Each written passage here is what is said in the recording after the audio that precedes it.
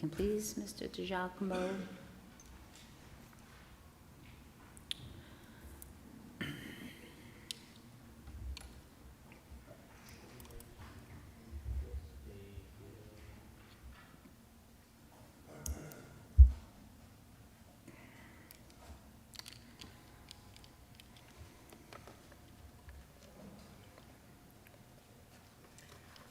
So that starts Hopefully with page Director 42. Fleming will get here so we can do them. Yes, I hope so. I know a cabinet, he noted he would be here. All right, Madam BA. Great. Well, we have Director DiStefano here, and this is beginning page 42 in your packet is the museum budget. And it's pages 42, 43, and 44. That's what we'll be looking at. Hold on. And sorry, and 45 as well.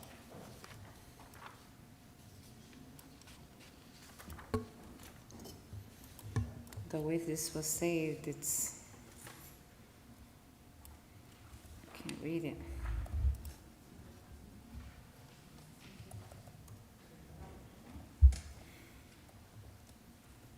You said it starts on 42, right? Correct, yep. Okay. Okay,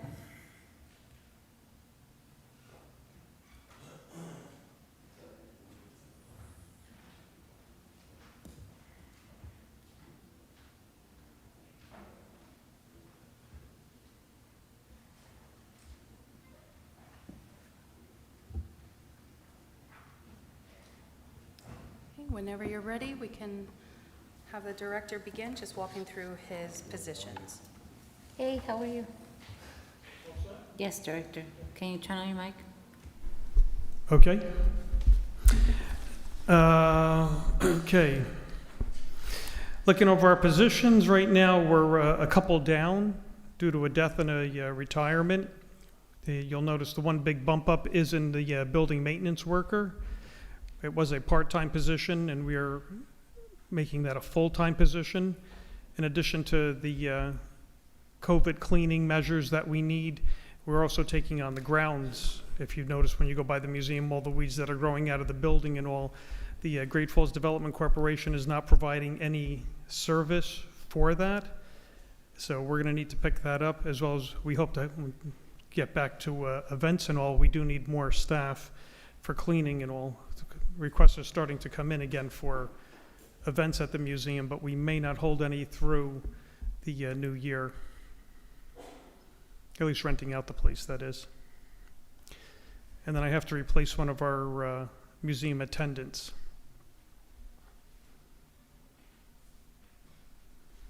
Questions?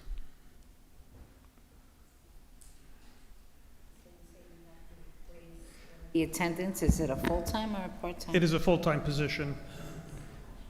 That's replaced someone who had passed last April.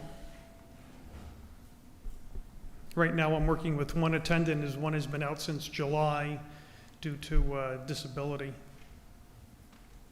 So right now, technically, I'm down 3 people, although one, as I said, will come back hopefully sometime the beginning of next year. And I still need another attendant, and obviously we need a maintenance worker. And that will be a full-time? It's going Yes. from part-time to full-time. And the full-time salary is 30? 30,000 city minimum. Lord have mercy. And All right. Council President, if I can just jump in here, when you look at, so there's page 42, Director Fleming? 43, and 44. On 44 is the page where for right now, we are including some, backing out some, and this is where there is that museum attendant position that the director has requested. As of right now, we have it backed out as we look at our totals, what we can absorb in this budget. We have the building maintenance worker in there fully, and it's something that I have it on my list if we can add it to the budget as people are making requests. Because we do know that there is a need for it, especially to do more education on the exhibits, et cetera. So it's going to depend on how, at this point in time, we still have a gap between revenue and potential expenses. So we're hoping that we'll be able to come back with more in the budget. Okay. Council President, Councilman Kalik? overall budget from last year to this year, is there an increase or decrease? And the operating expenses, no increase. No increase, correct? No. But at the same time, we are hiring a couple of new positions. How is that possible? Well, if we look at the salary and wage, there has been some attrition. We have included the full-time building maintenance worker, but we haven't included that other position that there was attrition. So it was a bit of a swap for right now. But that, that's something that we're assessing once we have the budget. In other words, when adoption time comes, the budget gonna go up. If we make any changes between the hearing and introduction, we highlight those and we let the council know. Some of it depends on, expected revenue, as we're looking at revenue, what we might have our RUT needs to be. So it's the final product is part of what comes through the CFO's office. What we're doing now is trying to triage and prioritize the open positions that everyone wants, keeping a list of ones that we might be able to fill and including the ones that we feel like we definitely have to fill. But our intention is fill up those positions, correct? Our intention is, I'm sorry? Our intention is to hire somebody for their position. Our correct? intention is to hire a full-time building maintenance worker. So it's just an increase of $15,000 to that budget because we already had a part-time in there. So, but the increase doesn't reflect in this budget, I think. No, that is included. So if you look at the top part of page 42, you see the percentage, the overall salary and wage is actually down 1.3%. And that's inclusive of the full-time building maintenance worker. Right now, we have to see whether we're gonna be able to add that additional, the museum attendant. If you look, there were 3 in last year's budget. There's only 2 people sitting there right now because we had a retirement. And as of right now, we're not including it. It's being backed out. But it is something that we're addressing because we know there is a tremendous need for it. But like a lot of our departments, we've created a separate list that once we have a full vision of the entire budget, we'll be able to analyze whether we can include them or not. Okay. Thank you. I don't have any questions. Is that it? That's it? All right. Director Fleming, Library. Thank you, council. Thank you. Thank you, Director. Thank you. Did we do the museum yet? That was the museum, that's the library, right? Coming up.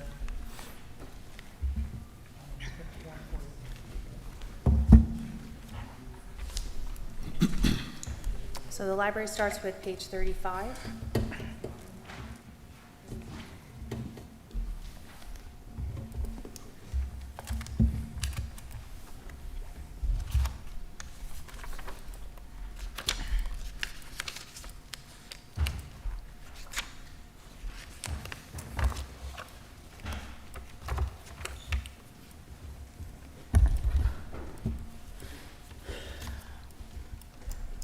You can start whenever you're ready, just give us an overview. Okay, so I have some written down, just for an overview of, so, good afternoon. Good afternoon. Good afternoon. Excuse me, good evening. City Council, good evening, administration. Good evening, residents of City of Paterson. My name is Corey Fleming. I'm the director of the Paterson Public Library. I've been in the role for about 4 years in 1 week. Just to give you an overview of where we're at as far as the public library. Paterson Free Public Library is New Jersey's first public library. We're the 3rd largest in New Jersey. We're part of we're part of any major decisions that are made on a state level pertaining to libraries. Libraries across the state see us achieving great things in the library world. There's a lot of opportunities, and I intend on steering this organization in that direction. We are at a good place when it comes to other municipalities and urban cities in New Jersey. Our branch structure, we have about 38 staff across 5 locations, 36 full-time, 2 part-time. We are working with the administration and in the process of hiring some new staff in hopes to be fully open and provide adequate services to our residents. We have 5 library locations: the main library on Broadway, which is open from Monday to Friday, 9 to 5. We're providing grab-and-go services, which include pickup and drop-off of materials, printing, virtual reference, and support to our branch locations. The South Paterson, the Totowa branch, and the Northside branches are open Monday through Friday from 9 to 5, with an hour break in between for cleaning. For cleaning. The Ellison Street Learning Lab is temporarily closed due to staffing. It's a mixed-use building which houses the public access television. It's a job and career readiness. We had to temporarily remove some of those services to Broadway. The library bookmobile outreach program was delayed because of the COVID pandemic. However, we're in the final stage of receiving our new library bookmobile. It's going to be used for primarily elementary school and preschools to provide outreach and to provide library services through our unserved populations. That includes senior citizens. We're going to have 2 members of staff that's going to be assigned to that service. How are we we structured by law for municipal and joint libraries? The funding structure is $1/3 from the municipal libraries and joint libraries. That number is what taxpayers are actually accounted for. And however, over the course of the year since I've been here, that number is $2.2 to $2.7 million. And I think that tax portion should go directly to operating the public library. We are governed by minimum standards required by law by the population that we serve for the residents of Paterson. This includes the number of staffing, service, the number of books, materials that we have on the shelves, and just the number of service hours we provide our residents. The minimum funding is still not enough. Just to put things into perspective, in the cities, if the city was to adapt the minimum requirement, we will have 1 library building with 25 employees servicing a city of 150,000 residents. So that investment is needed. 129 municipalities and local governments support their cities. This includes Paterson, Jersey City, Newark, and Elizabeth. The city does support its library, and the residents need for it to continue support. That support pays for the fringe benefits for library staff, and that number is roughly about $1.2 million, and it's a separate number on the library budget. The library scorecard, based upon the 2020 statistics, which include circulation, use of in-person resources, virtual service, hybrid programming, database services checked out. The libraries, we go through a library value calculator, and for every dollar invested in the city of Paterson, there's 75% return on your investment.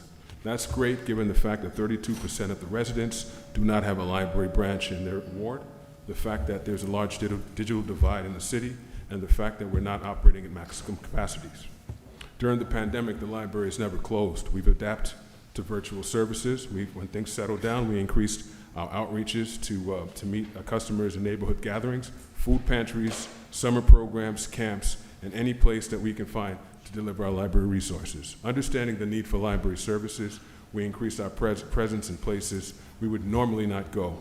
We were out on weekends, we were out at night, early mornings, just trying to deliver services to our residents. We met them at camps, any place in the city that we can provide and reach out to our underserved populations.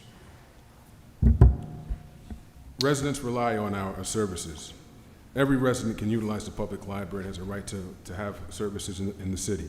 Every resident is entitled to these services. We offer in-house and outdoor services to the community. We serve as multiple roles. We're a place where the communities congregate, have public meetings, forums, and community hubs. We're a safe haven for our children. During the critical hours, from 3 to 6, we provide after-school tutoring. And prior to the pandemic, we provided hot meals on a school night. We're available in emergency situations. We serve as warming centers, and in the winter, we serve as cooling centers. What happens if a library is not funded? There's a lack of resources which affect the city in shortfalls. Real problems with major issues. We're talking about education, we're talking about literacy, we're talking about the digital divide, we're talking about social services, homelessness, drug addiction, mental health, unemployment, job careers, and crime. In my over 20 years of serving in the library capacity, I've done some great work with public, special, and academic libraries. I have participated in some initiatives in public libraries, municipal governments, and urban cities across the United States. I came to Paterson to try to replicate some of these things. My vision on 21st century libraries is to have the outcome of a properly funded library, extending success and maintaining integrity. Library support and funding is needed more than now as we recover from the global pandemic. I want this to be a thriving place where our Director. residents. I'm sorry, I just got two more. I really would So- like to get into the Okay, budget. that's fine. I get what you're saying, very important. You're presenting to us. I almost feel like you think your budget's not gonna be passed. No, but- All right, so yeah, Mr. Chair. basic question. So what we have before us here Okay. is what was recommended by the administration. You submitted a budget to administration. This is what they're recommending to us. Is that correct, Madam BA? That is correct. I just want to make sure. I don't see much change in this budget. We basically do have one simple question, and I think that would be my only question. I noticed that you're requesting the same amount of positions that you budgeted, that we actually adopted in last year's budget, according to this. My question is to maybe Lydia or the CFO or the BA. Did we budget for all three positions last year, or we budgeted for one of them partially? Because I noticed we only filled two of them out of the three. I think the title is Clerk 2. If you notice, last year we adopted a budget of 104. We're asking for 126 now. Could you explain the difference? I'm looking at page 35. Actually, I got the wrong page. I know, I'm looking at. That is the wrong page. Huh? What is the page for this one, for the museum? 35? You want to look at this? I think mine is different than yours. Yeah, this is what I had in my desk right now. That's the wrong department.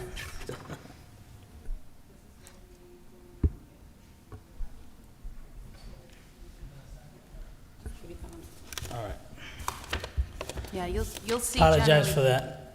You'll see, Councilman, that overall, the positions, there were 50 that were adopted in the 21 budget.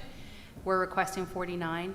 Some of it was filling the budget, the positions, whether they were ones that were vacant going into the year, whether they're ones that became vacant during the year. That, you could see that actual right now is really as of 39. So we're 10 shy of the positions that we have in the budget. Mr. Chair? So I don't see an issue with this budget, to be honest, it's just me. We actually requesting less than what was adopted last year. We're requesting one less position than the last year, than when we adopted last year. Why do we have do you have difficulties hiring people? You only had 39 as of right now. Yeah, well, we're in the middle of the process. It's, Okay. yeah, we're in the middle of the process. No, I know you're in the middle of the process. The question is, like, right now you have 39 employees, we budgeted for 50. What transpired during the year that we have such a gap? Well, we have to go through the process of actually putting in the 380s and going through the DCA approval. We're still in the middle of that process now with some of our vacancies. No, I know, the reason for my question though is, we actually budgeted last year for 50 positions. That means we actually put that on the taxpayers, 50 positions. We only, as of right now, we only have 39 filled. 39. Did we have those same vacancies during the year? We never filled them during the year? We never filled them during the week. We have some vacancies, some people retire, right? But the 380s are in the personnel department. So, Madam BA, you know how I feel about that. That does create some surplus for the administration. I don't think that was the intent. But we have to be mindful that if we submit a budget here to the council, it's because your intent is to fill the positions. And you did not indicate that that wasn't your intent. But the outcome was that we spent a whole year and we didn't fill the position. So, just want to make sure if we approve this budget, you guys are, going to fill the positions. Okay. Councilman Abdelaziz. Council President to Mr. Chair, so that's my question going here. So I'm going to be in disagreement with the chair. I don't think we should budget for 50 or 49. You got through the year with 39, you should have 39 going forward. It's October, you got through the year, we can't go to, in 2021, the taxpayers paid for 50 employees. They got the services with 39. This is where we have to look at our budgets If we're doing it already 10 months into the year, going into the 11th month of the year, we shouldn't be budgeting for 50. Continue doing the great job that you're doing, everything that you highlighted. You did a great job with 39 employees. I'm fully confident in your ability to continue that. Bring down the budget, minus 10 employees. We're already subsidizing $1.2 million from the taxpayers outside the tax. Bring that number down for the tax levy. And I agree with you. We can't, I think they're doing a great job with what they have now. And I have fully confidence in the director's ability. So Councilman, before we go this route, right, let's give them an opportunity, because remember, we've been through COVID, right? Maybe a lot of the facilities were closed. Let's give them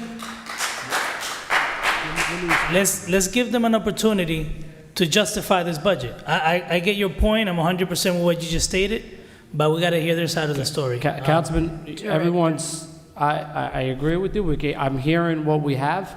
I've seen the services, and I'm gonna be through this. This is my 3rd year on the council. I've seen a lot of budgets. I'm going through the other ones right now. We're padding it with positions that are not being filled.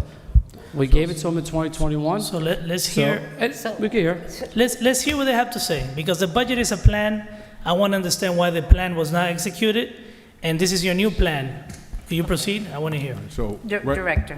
right now, we're in the midst of a pandemic. The main we had 2 decisions to make. We had a decision to open up the main library or open up the branches. There are some positions that we have to move around when it comes to implementing the new laws as far as enforcement. So to your point, the libraries are not operating to a maximum level. Right now, the main library is actually closed to the public. We're providing some levels of service. We're trying to open up as we bring more people on, open up our service models. We're 9 to 5, right? We took away the evening hours as of the pandemic, so we're not operating at the maximum capacity. The numbers that you see here are the numbers that we actually need to operate. Not even talking about expansion, not even talking about what happens when the children get back to school and that gap of education and how libraries can support that program. We're not talking about that. How many employees did you have in 2019 pre-pandemic? And Madam BA, 40. moving forward for all our budget hearings, I know you're pulling 2021. I want pre-pandemic staffing levels before. If we just go back to the budget year, just let us know what the employees were. How many did you have pre-pandemic? 47. And 47. Hold So on. you lost 12. Council, No. can you Hold on. allow the director to finish, please? So we have to speaking? understand that during the year, some people retire, right? I can say since I've been here, there's only one person that's left the library to take on another job. Everybody else retired. So during the point of people retiring, we have to be able to fill those positions. Pre-pandemic, how many employees did you 40, have? he said 47. 47, he said. 47. 47. They're requesting 50. So you lost 8 retirements. Yes. And we're requesting 3 more from pre-pandemic. Pardon? We're requesting 3 more, or That's 2 correct. more. So That's 49 you're requesting this year. All right, thank you. Anyone else? So let's proceed to the next department. Thank you very much. Next division, I take that And back. the only reason I usually give an overview is because I only get to do this once a year, so I kind of just trying to give people the global perspective on what's You going are on. welcome to come And we to could our have- workshop meetings. We want to talk about something. No, but- You are welcome to come. Okay, thank you. And just remember that the public is watching too, so maybe a modified version of, Yeah. of what you came with it will be appreciated by the residents. If next year I can do some graphs and stuff like that, that would be great. That way we can cut it short, you know? Okay. Maybe next time, yes. Director, thank you very much. Just for the audience, we have not opened the meeting. We're running the hearings. So I know that you probably, the public portion, there is no public portion during the public hearing if we don't have 5. So just letting you all know, okay? Okay, no, I just want to make sure. Once someone else comes, then we'll open up the meeting and then we'll proceed, okay? Thank you very much, Director. So I know I was a little late, Yes, Councilman. Council President. Do you make the public aware that we're running this meeting right now as a committee, not as a board? Because there's still a little, I know you made it clear, you need 5, but the meeting's still going on, but it's a committee, like a committee structure, not Right. council. Thank you very much. So, Councilman, Mr. Chair, I'd like to take finance. Yes, they put the last one, but I felt that that one needs to be first. So far, let me see. Let's do finance first.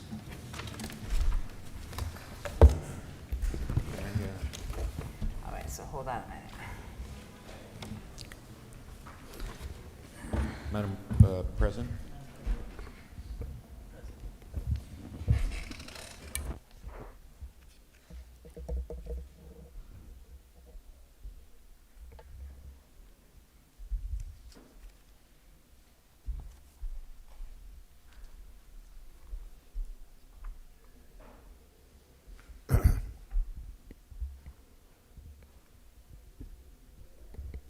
What page is it on? Sorry. 91? 1 second, Director, you wanted to say something? I would just like to say one thing. I just received a call from our fire chief. There has been a state of emergency put in effect so that everyone is aware, the people at home, yourself, council members, our administration. Deputy Chief Van Clive, who handles our OEM, stepped out. We're going to prepare signboards, barricades, working with DPW. They're expecting over 4 inches of rain, and a state of emergency has been put in effect by the state, and obviously I would believe there'll be one locally. Okay? Thank you, Director. Thank you, Director. So we could start with this number 91, Director?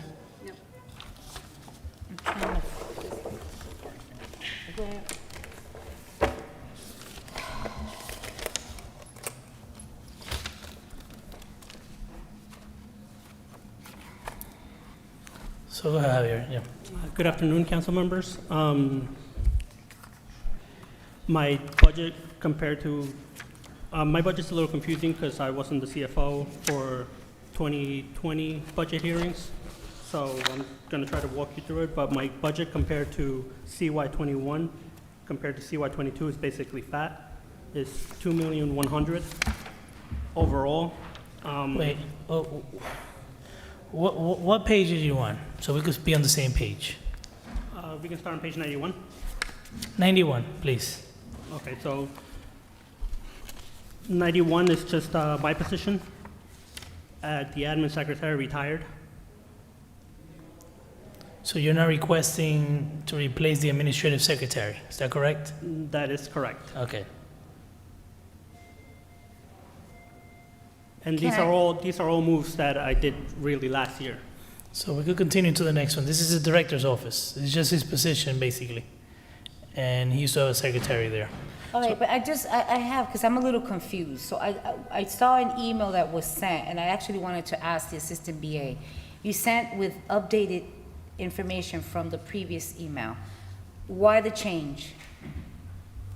The budget I present to you that you see before you is budget hearing to budget hearing, no matter who the director is. So it shows what the person who was in place proposed before the council. And then on calendar year 2022 are inclusive of all the changes that the director wants. So the supplemental page that you're referring to, which is this one, it's the one that was prepared and discussed by the CFO with the administration upon his appointment. So there were some discussions during personnel committee meetings to the movements according to what this document has. So last year, Hold on a minute, if you guys are speaking, I can't hear what she's saying. the prior CFO before me had a different budget hearing numbers than I did. When I came in, I switched it. Can I interject? Every year I say the same thing, and maybe I'm misunderstanding what you're saying. Me personally, I'm not interested in what was discussed in the budget hearings. We want the adopted budget, which is the final budget that the council approved, which is that line that says calendar year 2021 adopted. That's what that means, right? That's actually budget hearing numbers.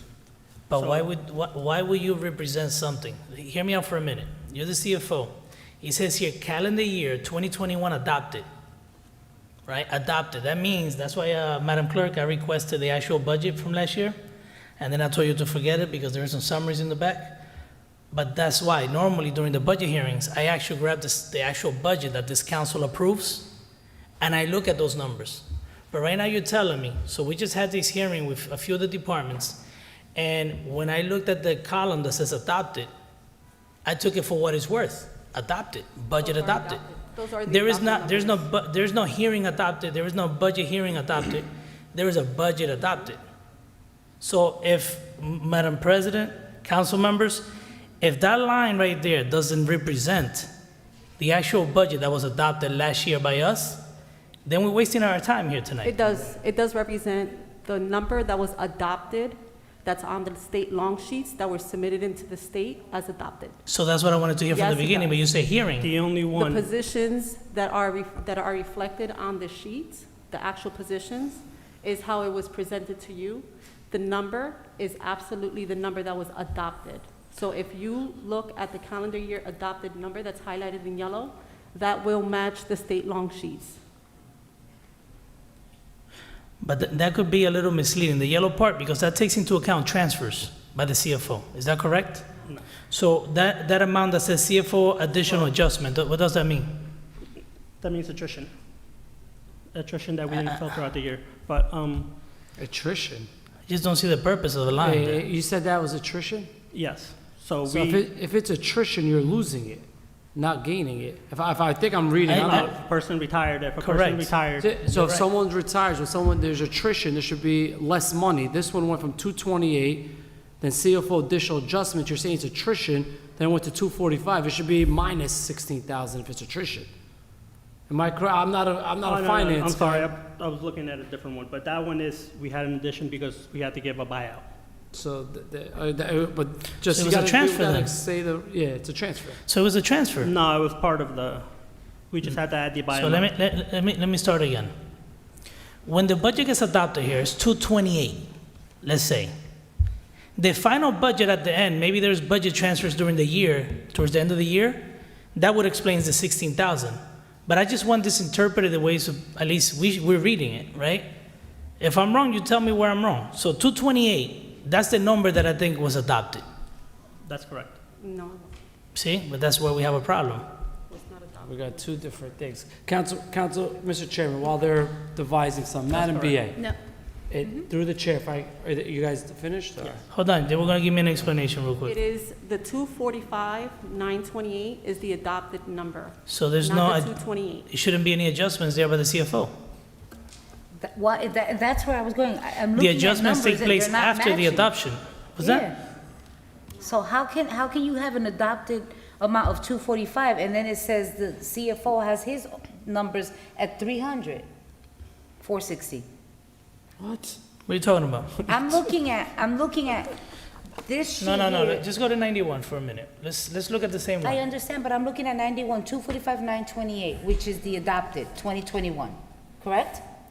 That's what it says, correct. You're looking here. Right. So if I may, the admin secretary retired during the year, so we added her buyout in there. Listen, I know what you're saying. Maybe the intent was good. What I'm asking you is Okay. this.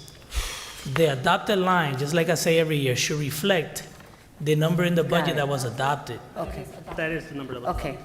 228 was, if I look at the budget right now 245. from the clerk, 245 was adopted. so that was before any transfers or anything, was 245.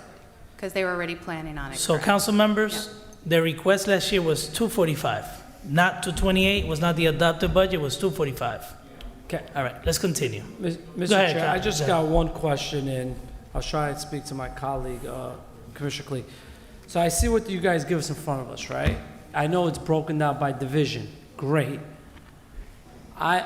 Most budgets that I've seen in my job, you're the department head for all these divisions, correct? Correct.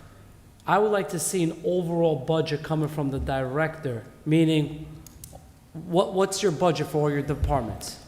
Councilman, Is it- Councilman, before you continue, The way these budget hearings are structured, it's just like the document they're gonna submit. If you look at the actual state budget, the one we submit to the budget, they're broken down by certain divisions. You have treasury, accounts and control. I understand what you're trying to get. They could give us in a different, No, they could keep this way. I think for the council to know, I speak for myself, right? Each department should have a cover sheet saying, this is what the adopted budget, $2 million, whatever it is, right? This is what the proposal of all of them, so I can see within your department how much you're increasing, how much you're decreasing, instead of me sitting here with a calculator. 2021, we in my whole department, not just your office, we had 83 employees. This year, we're asking for 90, instead of me calculating and plugging in. The treasury had 1.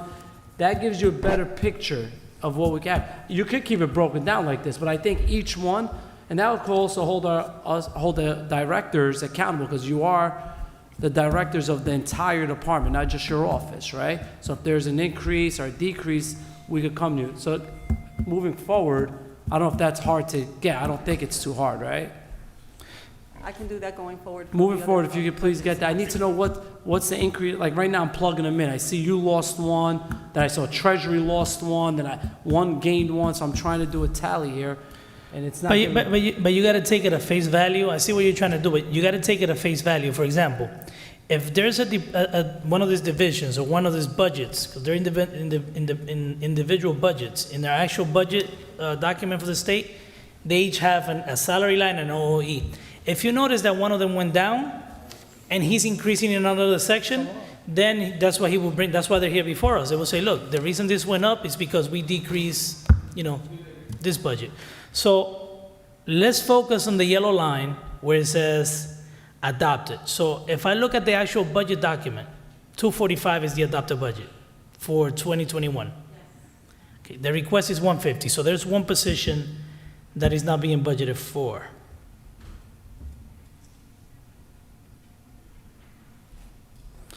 So council members, I think we will continue because the other expenses remain the same. We could just continue to the next one. So let's go to number 93, which is Treasury.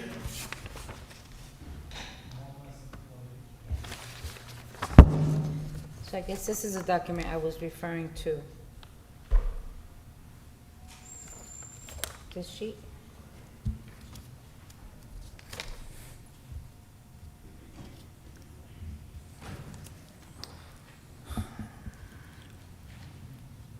So number 93 is interesting though. If the adopted budget, so council members, go ahead because it's not gonna look good. You explain this to me. One second, You have this in front of you. Mr. CFO, 1 second. This is a question that I was having when I was looking at the wrong document, so now I'm looking at it correctly. So, to the chair, we have the CY 2021, page 93, has the adopted numbers, correct?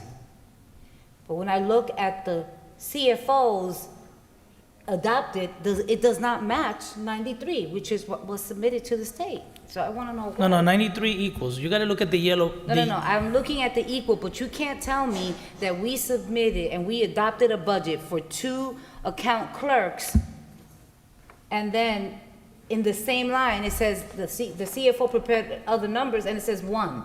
So what was submitted to the state? The 2, which is page 93? You don't or the submit, 1? so Councilman, you don't submit positions to the state? You don't. You submit a budget.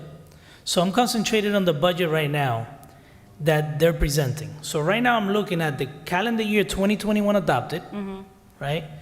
Versus what they're requesting for 2022. So adopted, it says here that it's 300,460. Is that correct? That is correct. But then you have the same amount of positions here. Actually, it's less. Last year we adopted 7 positions. We actually had 6 sometime during the year. I guess at the end of the year we had 6. And you were requesting only 6 for this budget. But your budget is $368,000, and last year was $300,000. So why is it different of $68,000? The difference is about $30,000 when you look at, do you guys have this? Is there revised? Yes. Yeah. Okay, when you look at that, there's sewer adjustments, what we moved to sewer. Okay. Those are reclassifications of salaries, remember? Yeah.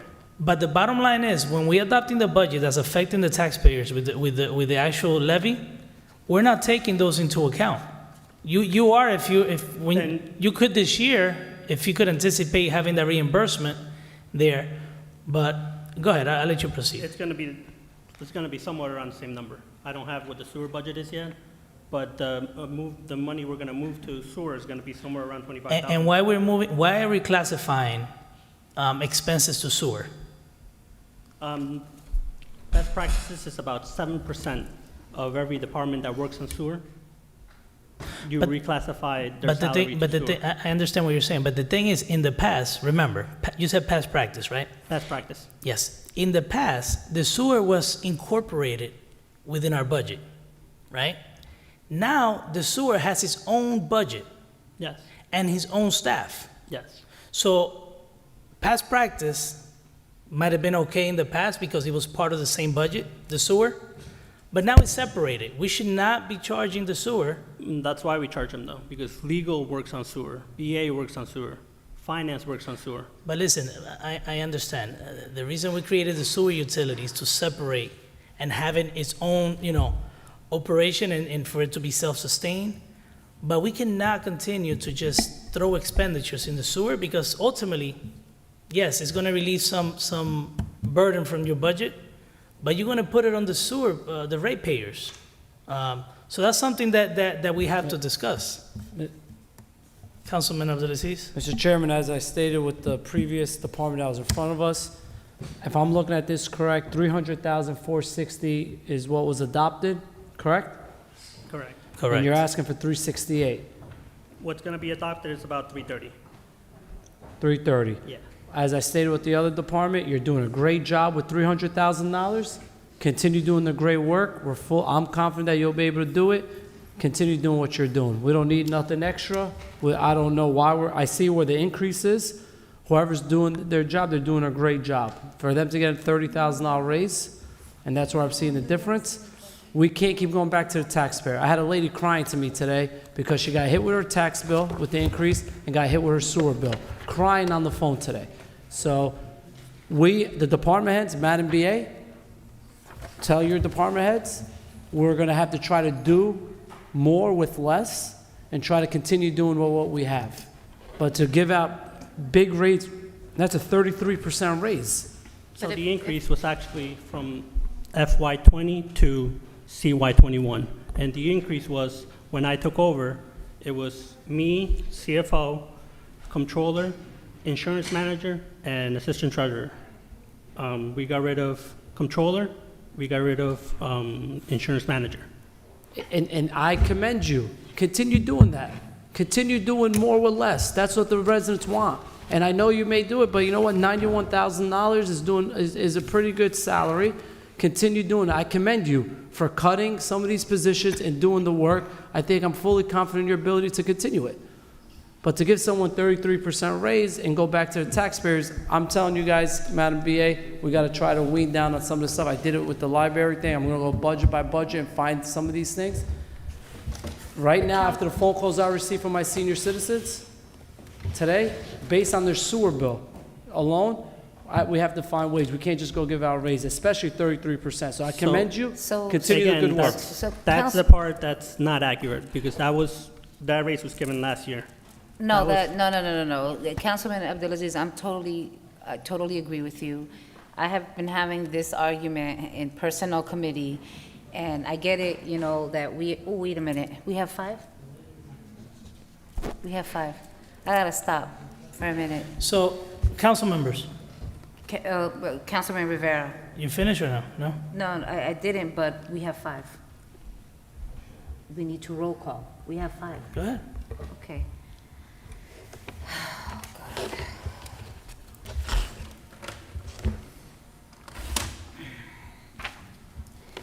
Good evening.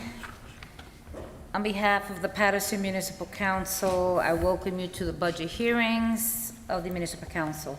The meeting is now called to order. Madam Clerk, roll call. Yes, Madam President. Roll call for Municipal Council budget hearings October 25th, 2021 at 5 p.m. Councilman Abdelaziz. Councilwoman Cotton, Councilman Jackson, Councilman Kalik. Councilman Mendez, Present, Madam Clerk.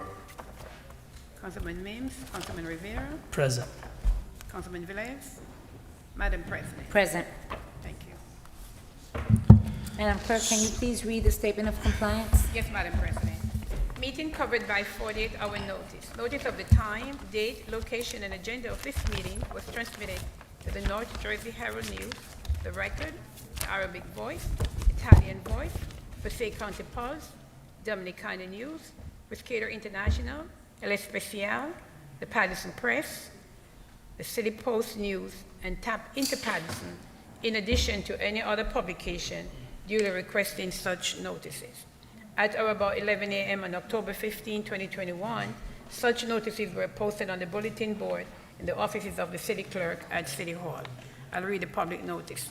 Pursuant to the Open Public Meetings Act, be advised that the Municipal Council City of Paterson scheduled budget hearings to be held in City Hall, Council Chambers, 155 Market Street, 3rd floor, Paterson, New Jersey, for the purpose of discussing the 2022 calendar year municipal budget with various departments. Public portion, Monday, which is today, October 25th, 2021 at 5 p.m.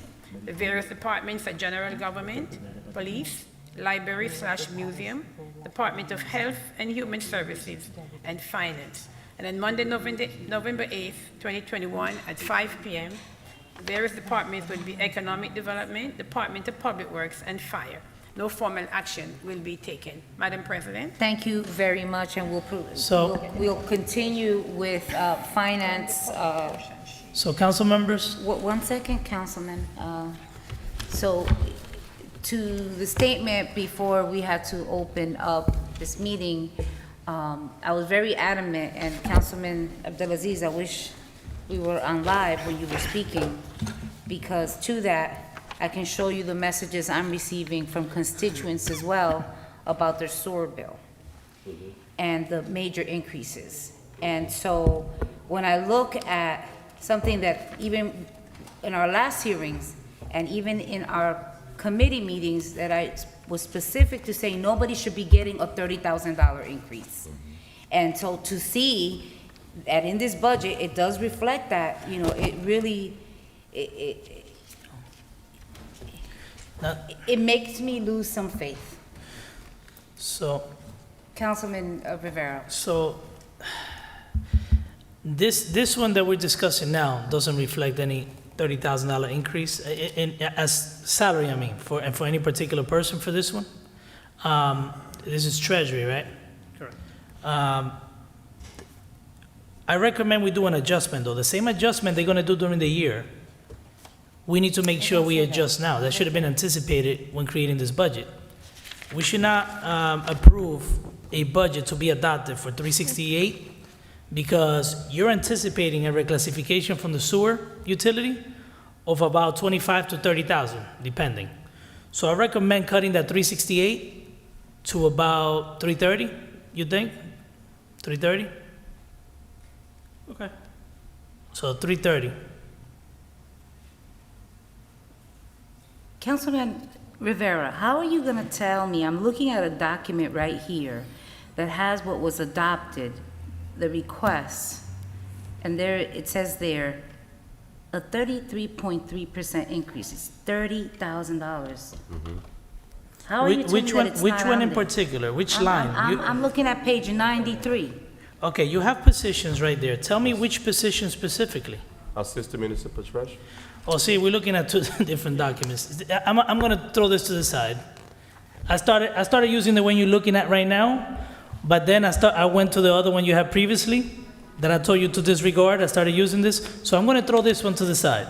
Yeah, I wanna go with what was submitted. Yes, well, they both submitted. No. That's the problem. We have two documents. The actual Yeah, but they budget, don't match. All right, let's get this under control. Go Madam ahead. President. this is the actual budget. This is the actual budget. This was the actual budget that was passed 21. So this is what you should compare to 22. Madam President. They're the, hold on a minute. Javier, we don't have to make this more difficult than what it is, right? If we're having every other department submitted, we're presenting a budget. then it should have the same format Exactly. as every other department, right? Not two different formats. What was adopted, correct? Was that? What was adopted? Correct, but the other format, page 93 that we're all reviewing now, has the column that says adopted. It still says So if I- $300,000 there, at the Chairman, bottom. If I could jump in here for a quick Yes, sec, please, Chairman. because it shouldn't be this difficult. Right, I think in most years, we have a scenario where what was shown at the hearing is the same as what is shown as part of introduced budget, in terms of positions. This year, because of the big changeover with the two CFOs, the positions, while the bottom number, the 300,460 number, is the number that was adopted, the positions were different. So there's some discrepancy here as we look at documents that we usually don't have. So- It's usually the same thing. It's Dir- usually positions and number are Director? the same, positions and number are the same. I see what you're saying, but regardless of what happened in the last hearing, remember, that's why year after year, I keep saying, let's keep it simple. I agree. There is only two columns that we're analyzing, right? And aside from the staffing, the two columns is, one is adopted budget, that doesn't change. That is written on stone, actually, literally, Exactly. That written number on is the stone. same. You look 20 years from now, at this budget document that we submitted to the state that the council adopted, it's still gonna have the same number. This doesn't change, Correct. right? So that's that column that says adopted. Now, that says $300,000. Correct. You have one now that says requested. That's the request for 22 budget. It Correct. doesn't matter what we discussed in last year's hearing, budget hearing, is irrelevant right now. Correct. This is what matters. So that's why we wanted to provide you with that other sheet, But- which better reflects the positions that line up with those amounts instead of the positions as they were originally. So you know what, let's make it So- simple. Let's go one by one. So here, you have two, so you're requesting the same amount that we adopted and that are filled, two senior account clerks. You adopted 113,000 for those two positions. You're requesting 116, that makes sense, you know, the 2% increase, cost of living, whatever it might be, right? Longevity, whatever. You have here account clerk, one position. Actually, we adopted two positions, you actually filled one. We adopted $65,000 for two positions last year. Right now, you're requesting 35, so that means that's just one position. You have assistant municipal treasurer, and colleagues, I'm only doing this because we're having this back and forth. Let's just keep it simple, right? Just for this division that we're discussing here. So assistant municipal treasurer, we're adopting 2021, $91,000 for this position. That's incorrect. We adopted What you adopted?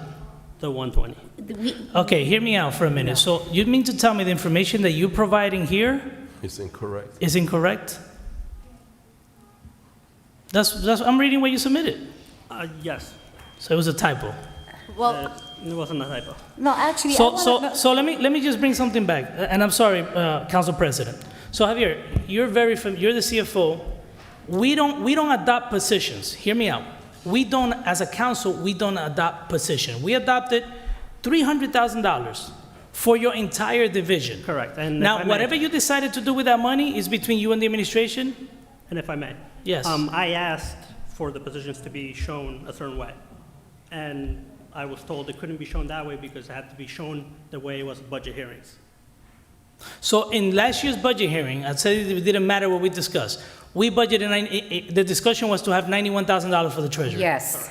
Okay, so we leave that. I don't want to discuss last year's budget hearings, but it was $91,000 in the budget hearings. Now, we adopted a budget of $300,000. That doesn't mean that because you and the administration decided that the treasurer will get paid $120, that's what we approved. We didn't approve that. We approved $300,000 for your whole division. Is that correct? Okay. Okay. So let's continue. Wait, So wait. So to that. we're gonna go back to the position. No, because I just need to, because he continues to say that that's what we adopted, and I remember this conversation vividly. So I have a question. If you're saying that it was the 120, so was there any retro? Because I remember the 91. As a matter of fact, I thought it was 89. But was there retro given? Yes. So there was retros. Yes. For everybody that got an increase in finance, there was retros from when the time the person left. Madam President. So wait, Hold hold on. We're gonna go, I didn't want to get into a personnel matter at this moment, but I just want to hear, so The new request is for the assistant municipal treasurer to get paid 122, That's, and that's still the title? So that's, it's 120 and the 2%. That's still the title? Assistant, Yes, assistant municipal treasurer? correct. How much does the treasurer make? He can't be the treasurer. I'm officially a treasurer. Oh, so that's a new change. All right, we're not getting into that right now. That's the same thing every year. Let me finish this, and then we could discuss whatever you want, council colleagues. So, I'm not even going to go position by position. So, $300,000 was what was adopted. You're requesting 368. We definitely got to cut that. So, I spoke to the around 330. We said, right? So that's still going to increase $30,000. So, 330,000. So, council colleagues, whoever wants to speak, have any questions? Councilman Mendez. Thank you, Madam President. I know I came a little late on the discussion, but I think that we cannot move on without this. I mean, you mentioned that the original 91,834 is not the right amount, but what you're presenting to us is that document. So that means that the document that we have in front of us is not accurate. I asked for the It's amount not. to be changed. Huh? I asked for the amount to be changed. So that this, I mean, why we're discussing this, it's just not accurate. So very clear, all I see is they increased on for $30,000, $30,566, which is 33.3%. How you justify that increase? There is an increase there. And what is the explanation to that? The explanation is we got rid of an insurance management position that was making 115, and we got rid of a controller position that was making 95. But that still doesn't give you I the mean, right to go that- ahead and but give somebody a That's not a $30,000 increase. justification. That's not a justification for you to give another position $30,000 increase. In my eyes, in my business experience, it's not. And that have to be corrected. There have to be an amendment to that in order for us to move forward. no, I will not sit here allowing this to happen, see that increase. Doesn't make sense. Councilman Mendez. Councilman. Wait, Councilman Mendez, just so you know, there's a process. They submitted, this was approved by DCA, okay? This was approved. So you're looking at the adopted, all right, which was not 120, because that was not the adoption. I remember clearly that was not it. But I do remember them going forward, okay, and having some conversations with DCA. I just didn't think that it was the full 30. I thought it was a different amount. Because that's where I was with this, that I did not agree with that. Even if you were going ahead and doing away with these certain positions and you're saying we're saving money, then why not continue saving money for the taxpayers of the city of Paterson? So- That doesn't mean that you can give somebody, such a big increase. I mean, you got DPW workers starting at 30,000. Making Police officers, 30,000. But 30,000. you're gonna tack on to another position, 30,000? one shot. Councilman Jackson? Thank you, Mr. Chairman. This has been going on for the last several years, and I'm happy that we are starting to scrutinize this in this manner. But there's also the fact of, and I understand not getting involved in the personnel matters.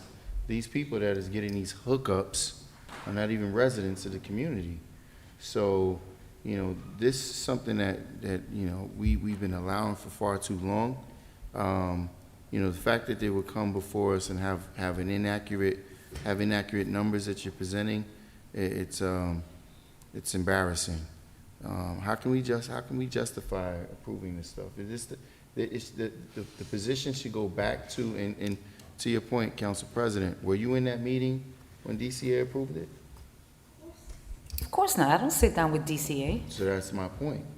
So we're being told that these positions, these increases are being approved, but we are not privy to the conversation, and we don't understand what's being told to our monitor, and or what's actually transcribing in those meetings. So, it's not up to DCA to monitor what's best for our community. That's why we're here. Obviously DCA has an obligation to oversee, but our duty is to make sure that this right here doesn't happen. So if I may, Council President. Real quick, after you finish, actually, let me bring it up now. That 330, we want to make it 315, because you have adjustments there, so $54,000. Are we going to have the same adjustments or no? No, just the 30,000. Just 30 in adjustment? All right, so it will be 330 then. You could continue, sorry. So again, DCA approved because again, we consolidated positions. We consolidated from $220,000 to $30,000. I understand that, it seems like a big number, but again, we consolidated two pretty high-level positions. They're not here in the city no more. What was the We're picking up person's the current work. position? What was the person's current position?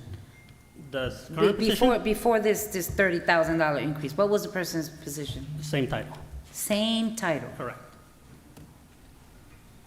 For an increase. This is the position you wanted to make as assistant CFO. Correct. Okay. So they remain diligent just to get the increase. So what are they doing differently? Madam BA, what are they doing differently that you can justify a $30,000 increase? Currently, the work that was being done by the insurance manager. So it's all of the relationships with the brokers, any insurance issues, working with CRC, working with workers' comp, all of that.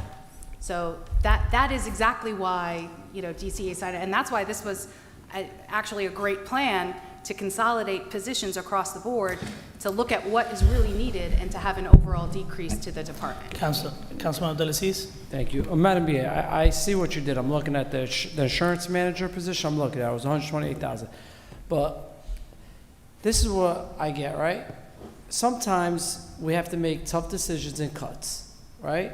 And I'm thinking about the taxpayer right now, right? They got walloped from the school district, and now some of them are getting hit with the sewer thing. If you gave this person additional duties, that happens sometimes. That happens sometimes. They work. If they don't like it, then they could put out their resume and look for somewhere else.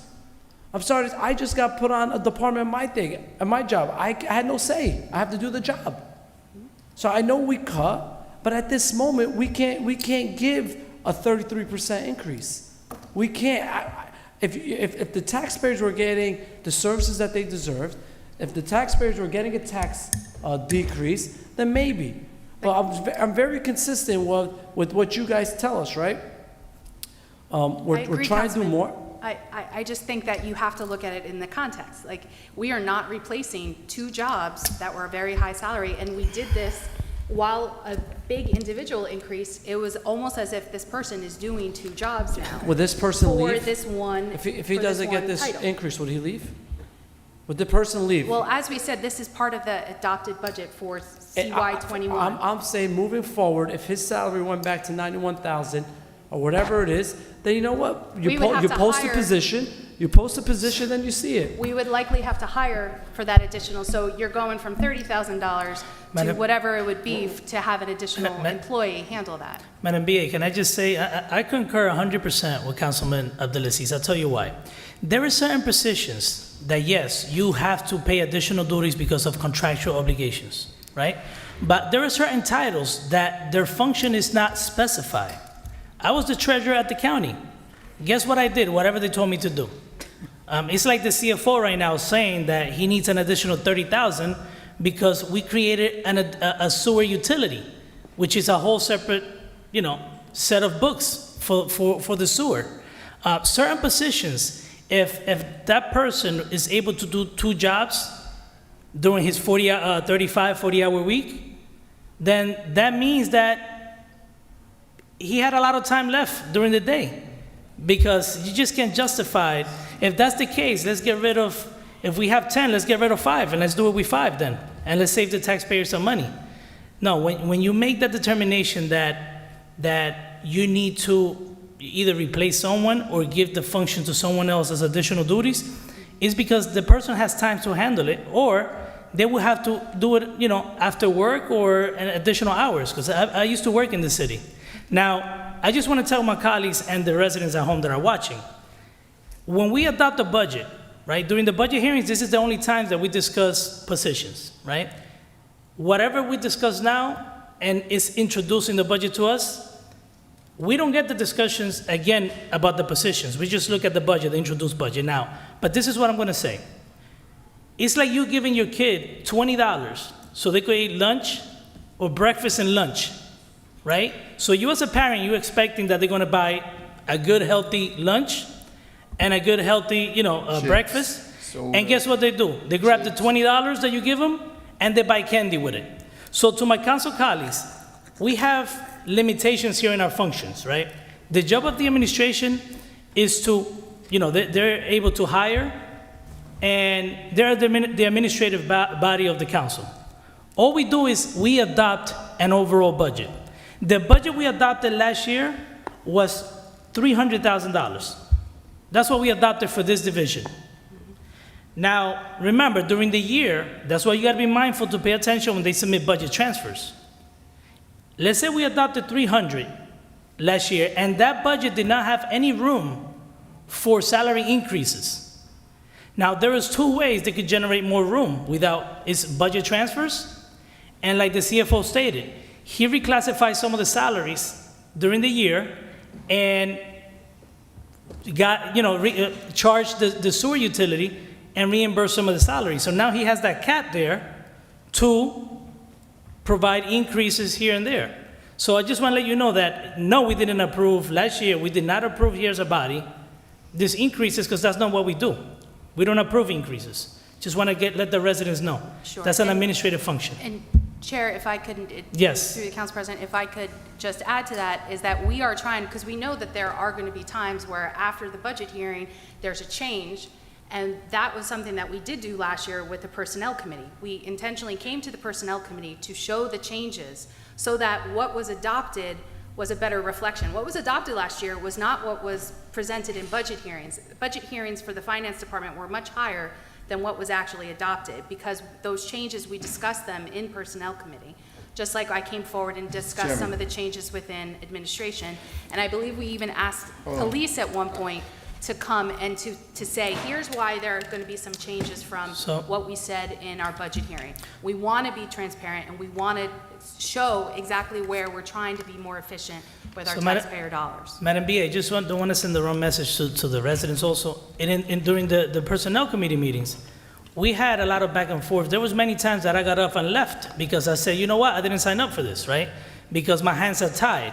I don't have any authority to make, decisions pertaining to hiring or increasing or, people's salary. So I will get up and leave some of the meetings in frustration, say, you know what, this is not what we adopted. This is not what we're talking about working together. So I remember going back and forth at one point about this salary and this proposed, movement. And in personnel, you have two members here. You have Councilman Jackson and Council President Davila. And they recall the whole conversation, but I'll let Councilman Jackson speak. I know you asked for the floor.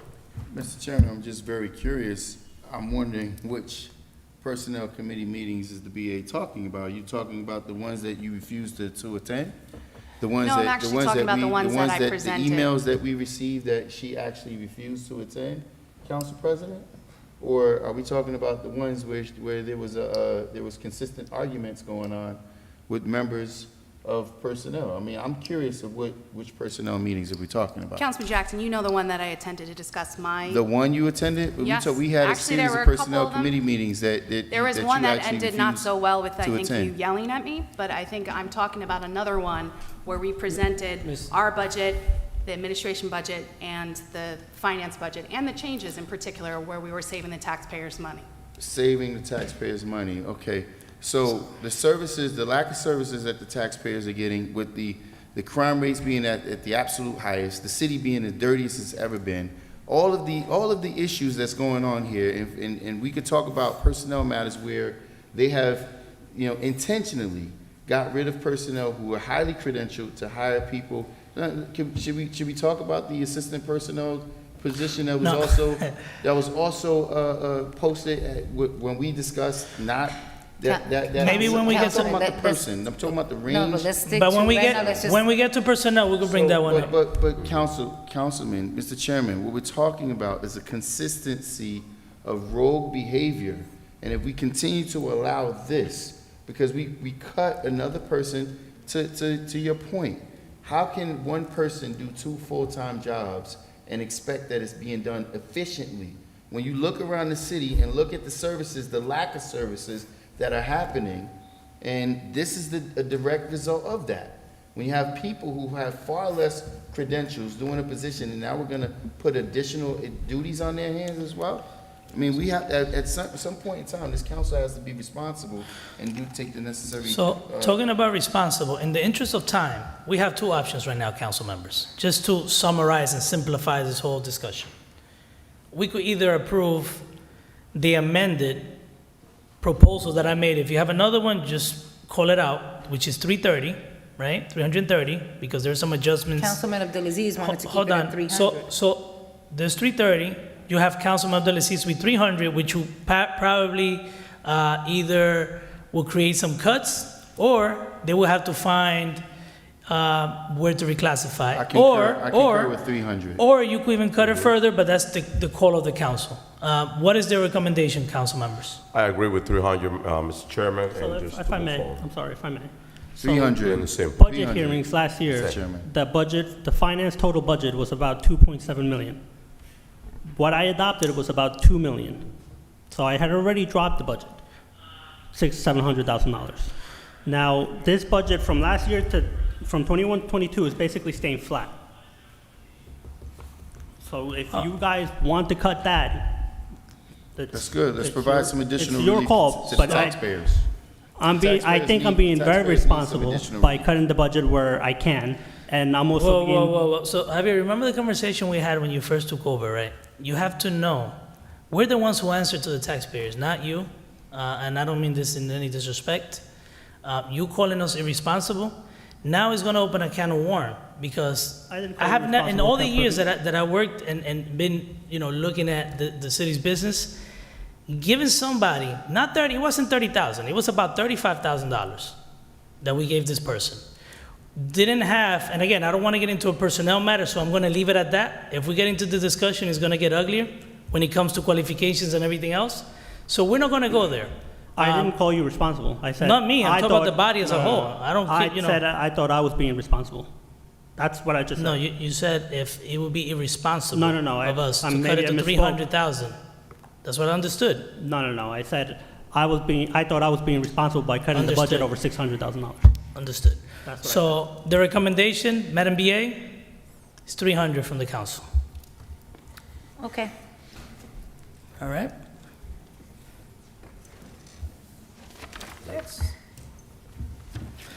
So let's go to the next one. Number 95, which is council and control.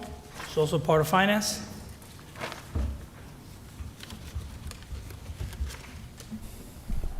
Looks good, there's a decrease. That's what I like to see. And if you look even up higher, the number that was from the budget hearing was 422, and you see that was actually adopted was 259.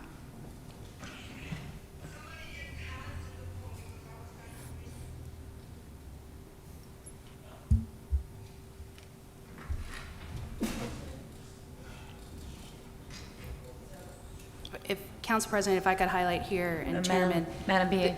This is a really good example of how using the adopted numbers with last year's budget hearing numbers with positions, it shows that there's, things don't always line up. So if you look at one department, one division compared to another, you just see that there's just a tremendous decrease here as compared to a $30,000 increase on the other side. And But so that's what we want the story.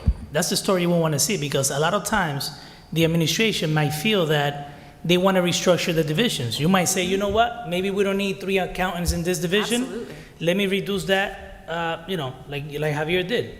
I'm not going to have all these positions here. Let me just put it here where I need it. That's an administrative position, but he has to tell the story of what we're actually adopting. So in this situation, you have an adjustment of $170,000. What is that adjustment, Javier? Because the initial adopted was 422. Then you made an adjustment of 170,000. Can you tell us what that is? So that's the original number is the budget hearings. That's the budget hearing numbers. So the adopted. Hold on. Lydia, what page is that on? Oh, I have it here. We're in 95? So that's another, see, this is another example of why this budget document, we asked specifically, adopted. The adopted number, it says here 422, adjustments 259. I don't want to see those adjustments. It should have been, the adopted is 259, and that's what it was. I don't want to see it. So council members, go to the yellow line. Don't even bother to look at the 422 on top. The actual amount budgeted by this council was 259 last year in 2021. They're requesting 257. So yes, there is a minimal, a 1% decrease. So there is not, a lot of discussions that need to take place with this budget when it comes to salary. Other expense remains the same. I think we can move it along. I don't want to sell something to the public that is not. Okay, Yeah. keep going. And this just, but again, this is the positive side of the story that we're trying to show that sometimes you're going to have a slight difference in another side, but that we really are trying to, what was presented at budget hearings was a significant less to what was actually adopted. I'm in agreement, but that was probably part of that story for last year's budget hearing, not this year, because last year we adopted 259. Right, but it was. So a that different means that this CFO. same discussion, right? Those reductions, those shifting took place last year. So we don't need to No. tell the story again. But those shifting did not, because the budget as it was presented at hearings was 2.7. Okay, so let me ask you a simple question. When did we adopt this budget? Last year? When? This year, 2021, when would they adopt it? It's like August, no. August? Okay, Yeah, so during as introduction- of August, Yes. right? We already, all these adjustments, all this movement Exactly. took place. So all we care about, the only thing that's gonna affect what people pay at home is what we adopted versus what you're requesting and we're recommending going forward. So Agreed. 259 to 257. Let's continue to Mr. the next. Chairman, Yes, Very quickly. yes. Because, I mean, although I agree, I don't completely agree with that, because what the taxpayers actually expect is a proper rendering of services. So when you have various departments that are being shifted around, there's a bigger story here. It depends on who's in the department, how that department is being treated. When you look at these decreases in the positions that are being cut, there's actually people behind these positions, and there's residents who've been doing the job for many, many years in these various positions that are receiving very poor treatment from this administration. So although we're not delving into that, I mean, there is a bigger story here, and I concur. We need to go into that story further and So- find out the specifications on why these positions are being cut and how it's impacting So services. I'm in agreement 100% with you, but with this department, for example, this is the department that handles the accounting of the city, right? That keeps our books, handles the finances. And one of the positions, the guy retired. So it wasn't that the administration willingly decided, they could have posed for the position, but it wouldn't be a 97. So if you notice at the bottom, instead of one accountant that they had in the past, they actually have two. They hire someone during the year, so they're requesting two now. So they're gonna hire, instead of having a comptroller, which they haven't had in a while because that was Javier's title, the CFO, now they have two accountants. The principal accountant was making 89. He retired after 20 years or so, so they're not filling that position. So adopt the position, we had 6 in 2021.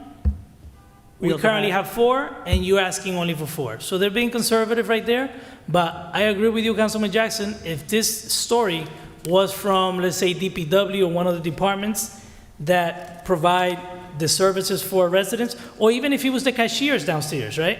I would have an issue, but if the administration feel that they could handle the workload with 4 people, and some of them have been, some of them are compensated, Mr. Chairman, accordingly. I'll just say this lastly. I'm Yes. not going to beat a dead horse. This is part of the reason why for the last several years I've been requesting these hearings, because it's very important. We cannot just take the administration's word for it on how the conduct or what's happening within these departments. There's a lot of disgruntled people who are afraid to come forward publicly because there's a terrible backlash. The vindictive behavior within this administration is alarming. So when you look at these positions that are being cut, there's additional stories behind it. We can't just single out DPW. The same type of treatment is going on within all of these various divisions within this building as well, within finance, within payroll, within personnel. There's all this, it's the same type of things that's happening, and more people are being forced to do more work, and they're not being compensated like other people are. You have $30,000 increases to only certain individuals. There's a lot of people that are being, and if you look at the context of the way this thing is laying out, There's people who are being asked to take on additional responsibilities. So So if I we will may- never find that out until we bring forward a hearing and actually notice these people and ask the questions. If I may, like I said, we consolidated a lot of positions, and we gave out 8 increases last year. It was 8 overall, from the positions we I only saw consolidated. one that amounted Now, to 30+%. Now, if there's people that are complaining, or there are people that have gripes, Councilman Jackson, you can come and see me anytime, and we can discuss them. I would won't like, discuss and I would any love to have that personnel conversation with matters you. in private. I would never do that. If I'm doing it, I've been requesting through this council that we do it publicly, that we notice these people, that the public is entitled to know what's going on. I will never have these discussions behind a closed door. I'm not gonna have somebody backdoor me into saying something and being accused of I doing wouldn't something really think it's a inappropriate. backdoor. You can get both sides of the story. There's one Correct. We side, can and do then that. there's We can another do side. that And publicly. then you make decision, We whatever can do that decision you like. publicly. And that's why I've been urging this council president, I made this request multiple times. These hearings need to take place. You know, this is a reflection of it. It's very poor management. All right. That being said, can we continue with the next one? So that one only increased 1%, which is, for cost of living adjustments and salary payments. We have number 97, so I just called Lydia over because 97 says sewer. That's not part, and she clarified why it's here. They're just showing us, since we don't have a budget hearing on the sewer utility budget, which we should have that discussion, because those sewer fees are being paid by the taxpayers. Maybe it should have been a separate discussion, because the sewer, I want to keep a close eye on. I want to see what's being charged there, because that could drive up the sewer fees. So number 97 is actually, this is not part of the budget any longer. This is part of the sewer utility budget, not part of this budget. So why is it here? Because they wanted to be transparent. Since we don't have, I was just told, since we don't have a budget hearing for the sewer utility, which we should. So Madam BA, we need to include it in the upcoming meetings, meetings. We need to have a sewer utility meeting. Sure, we can just show the sewer utility budget, and like you said, the allocation from departments. and Correct. all that. So if you want to skip this one, this has the same amount of positions and a 2% increase for contractual reasons. All right, So let's just continue with number 98. 99, tax assessments.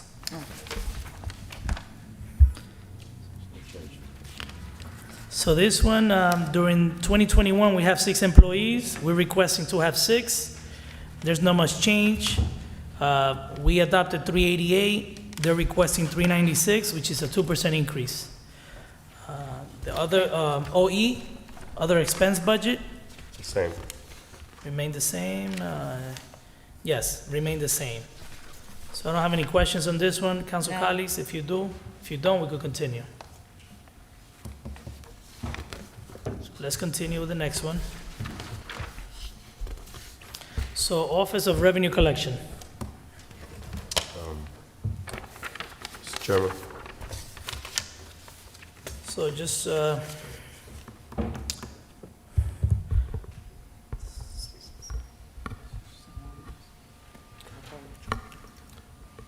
so we adopted, in 2021, we adopted 17 positions. We only have 12 of those 17 positions, and we're only requesting 12. We had an adopted budget of 696 for the viewers at home, and they're requesting 722, which is a $26,000 increase for the entire revenue collection, which is a 3.8 increase. That's just the salary portion. Go ahead, Javier, you want to say something? I was just going to say that we have to take the sewer utility adjustment out there too, What do you mean? the sewer adjustment. So that would be around $50,000, so this budget is actually going down. No. So, oh, you mean out of the 722?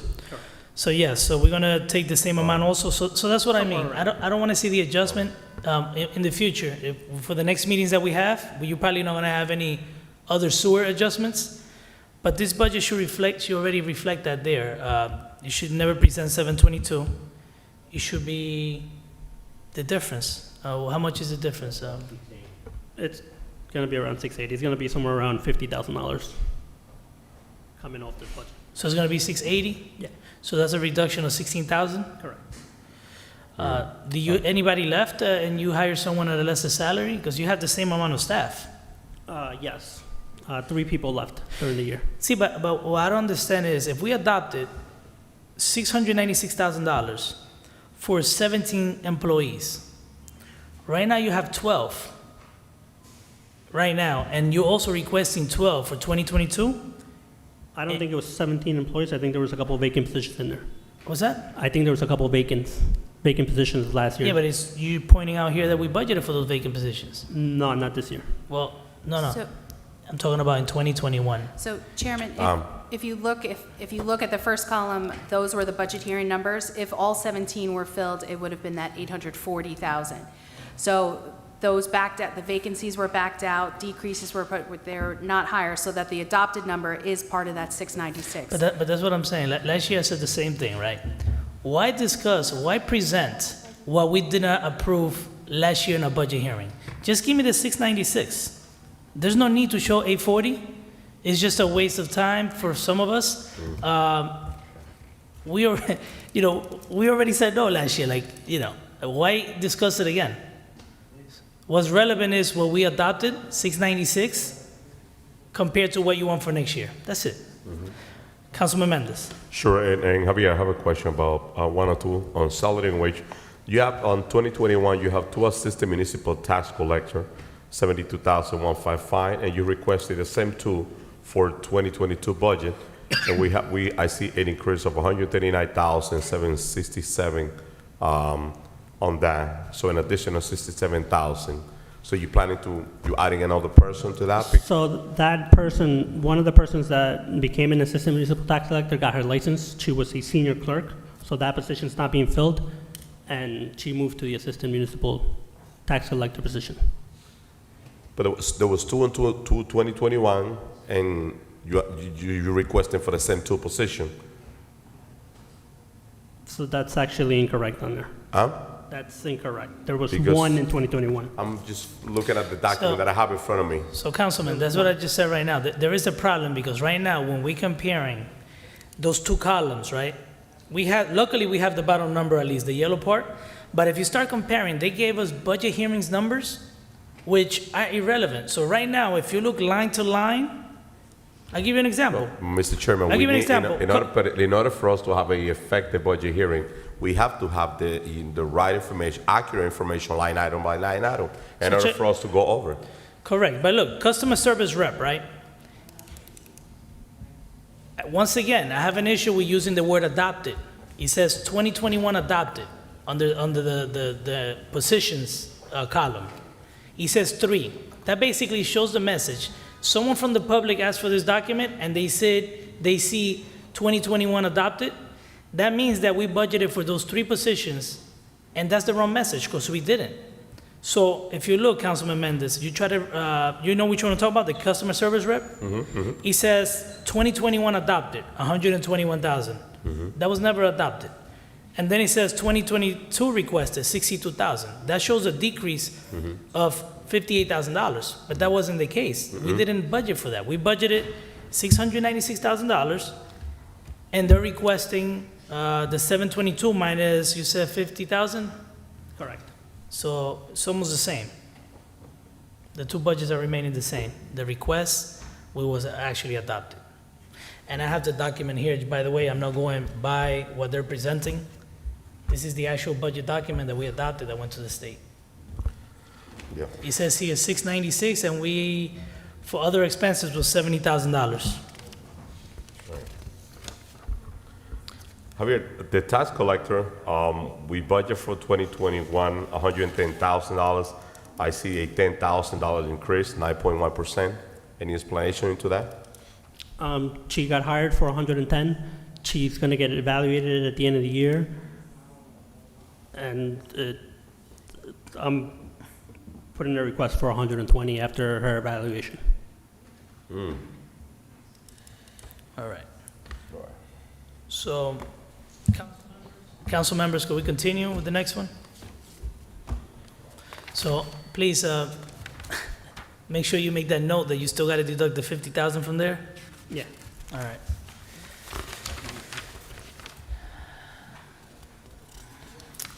$105 Mr. internal. Chairman, Mr. Yes, Chairman. yes, Councilman Johnson. I don't want to, again, so one of the key elements that we talked about when this administration took office was employee evaluations. So you already have the director talking about giving a 9% increase, and yet we have not seen the metrics for these evaluations. We've been talking about doing this for quite some time, and you know, I'm not specifically spotlighting this position, but if we have random acts of increases without any metrics set forward, I mean, if there's some type of evaluation process that's taking place, it should be a fair and equitable process across the board. If we have employees that are performing and they're entitled to seeing increases, then, you know, we should know what that process is. We should not, it should not just be based on, you know, a random variable metric that we don't have any idea what it is, what it entails. The VA, you know, specifically, in fact, when she was the chief of staff, talked about putting in place employee evaluations, and we have not seen one the entire time they've been here. But yet we're looking at certain individuals getting 30% increases, 9% increases, you know, and it just doesn't. It just seems disparaging on, you know, when and where, especially if we don't have a metric that's being presented to the council based on this.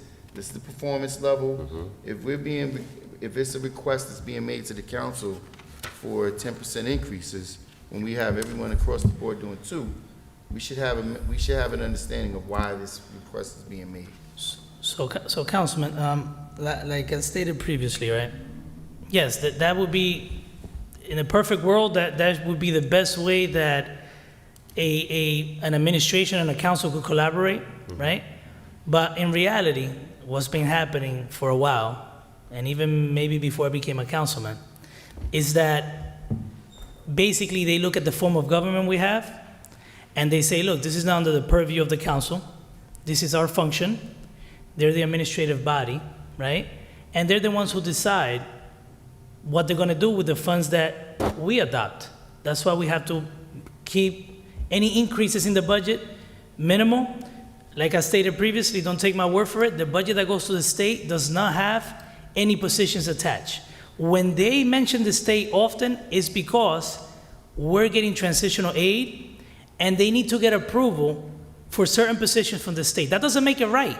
The state is not reviewing to see, because, you know, a lot of the things that have happened, you know, I've questioned often. But that's the only reason the state is involved, is because of the transitional aid. Once we approve the budget, the responsibility is to provide the services to the residents, to utilize those funds that we adopted, approve, to execute the plan that they requested to us, the funding that they requested to execute their plan. Mr. Chairman. Yes. With all due respect. Yes.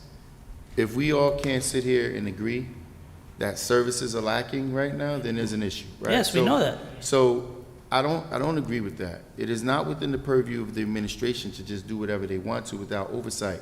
The oversight must come from the council, and it comes by way of holding hearings and holding them accountable for if it actually becomes a quid pro quo. If you're not doing this properly, we don't give you this. This council has never held this administration accountable by holding them to certain things. We've given them absolutely everything that they've asked for.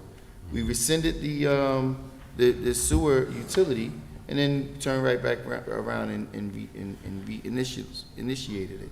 The residents are paying for services. We are the stewards of the money. We are the stewards of the funding, and if we're not enforcing them to be responsible, if you're gonna outline an increase on any employee, without having a performance evaluation, that's not being We're not- responsible. We're here to make sure that they're being fiscally responsible. Just giving random increases is not being fiscally responsible. So right now, that's the intent. So you haven't, listen, the only mechanism we have right now to hold them to whatever we want is this budget, right? If the CFO, in his plans is to give someone a $10,000 increase, now the council, we have two options.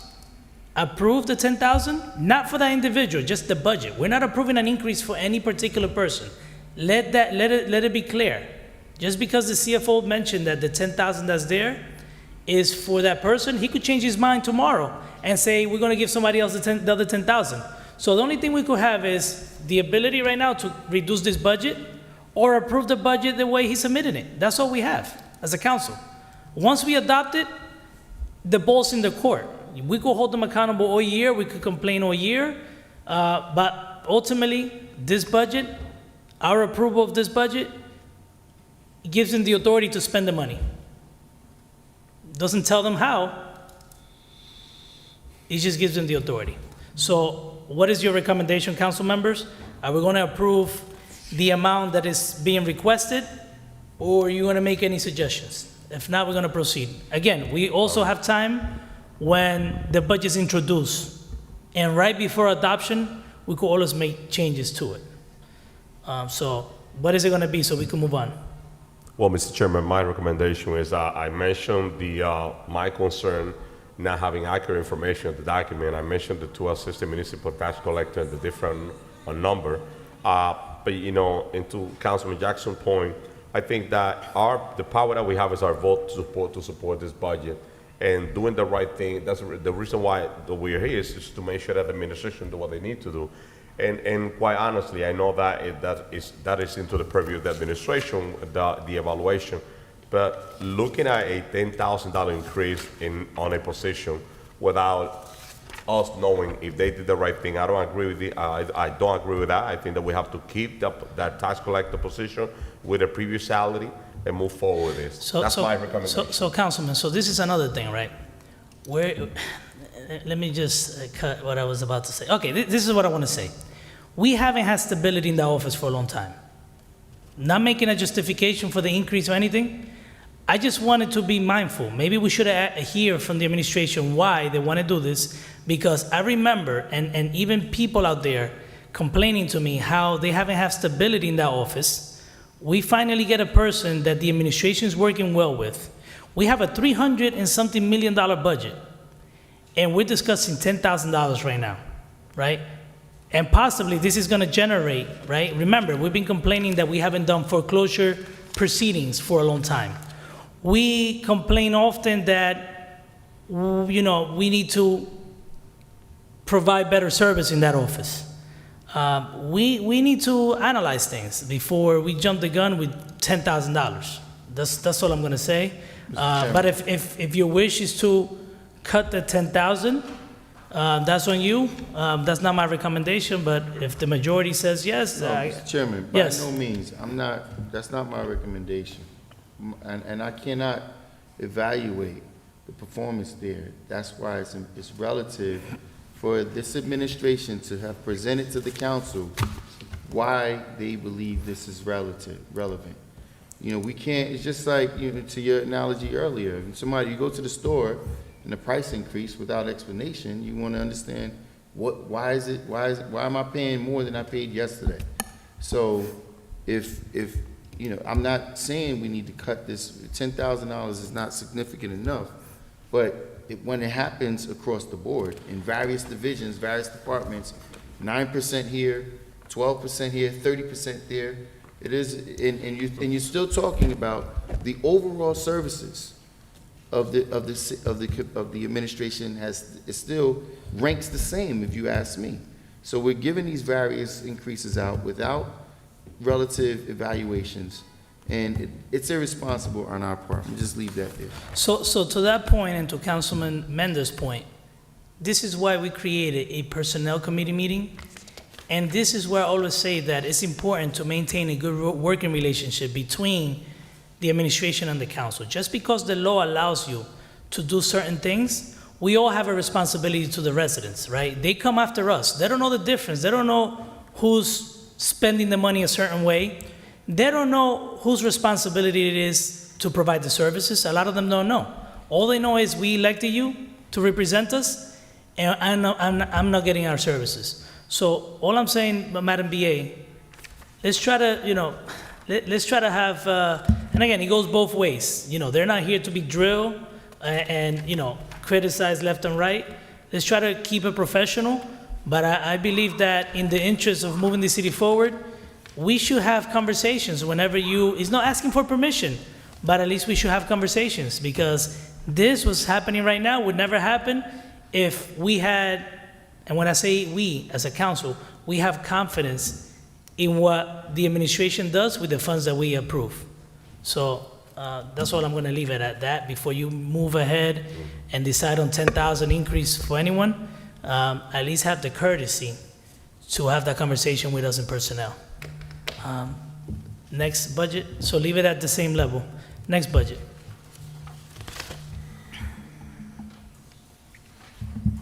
So internal audit,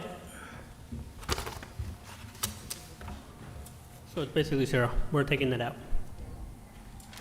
yeah, I was wondering, we've been budgeting for this division for years. Why you don't think there is a need? Because, see, that's the part of the discussions we need to have also. This is a plan to provide the services. Why you don't feel that we need an internal audit department or division? I think admins is helping my accountants move quicker, just do everything more through technology. So I think they can fill in audit as needed. See, because I remember the function of internal audit. I used to work in that division. The function of that audit was also be proactive, right? You will use the staffing in this department to be proactive. For example, you have several departments that handle grants. You have human services, you have community development. You will send this people in this office randomly to do sample audits to make sure that we're complying with the guidelines of those grants and so on. But if you feel that that division is not needed, I'm not going to fight you on that. So let's continue. So we're done with yours? Yes. So we're done with finance. Mr. Chairman? Yes, just to make Councilman sure, Delacis. because I do want to discuss this, but I guess Madam Bates said, we're not discussing the sewer division, sewer. Not right now. Okay. We're going to do I that have next because that should be a conversation on its own. Well, I have some recommendations for the sewer.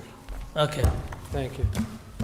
On that note, before we jump to the next one, we were supposed to do some studies to try to take the burden away from the homeowners pertaining to the sewer. Remember, we had the discussion here? Where are we with that? Yes, so the first was about the stormwater. Correct. fee, yes. So we actually we had reached out after the conversation with sewer earlier this summer about funding and the expertise on it. And we actually just have a call Thursday of this week with New Jersey Future, with people from New Jersey Future who have grants available now to do stormwater studies. So we were the first Andy Creakin, who was here, presented.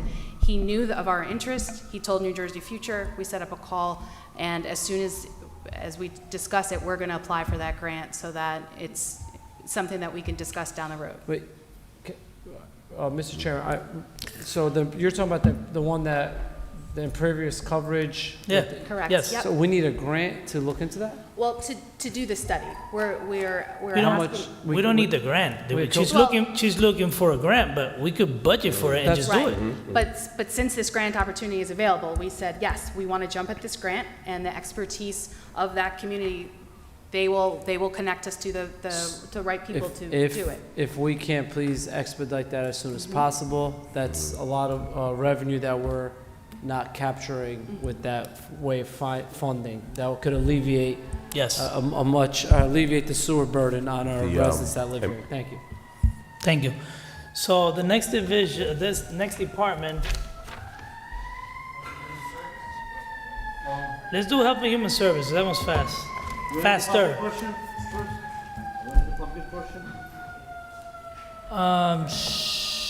Sure. Before we start, could we do, Madam Clerk, could we do the public portion? Sure, Mr. President. You want to open that now?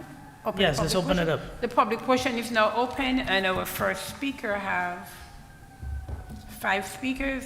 May Bradley. That person here? Zelly Thomas. Tracy Pearson. Oh, Zelly is there?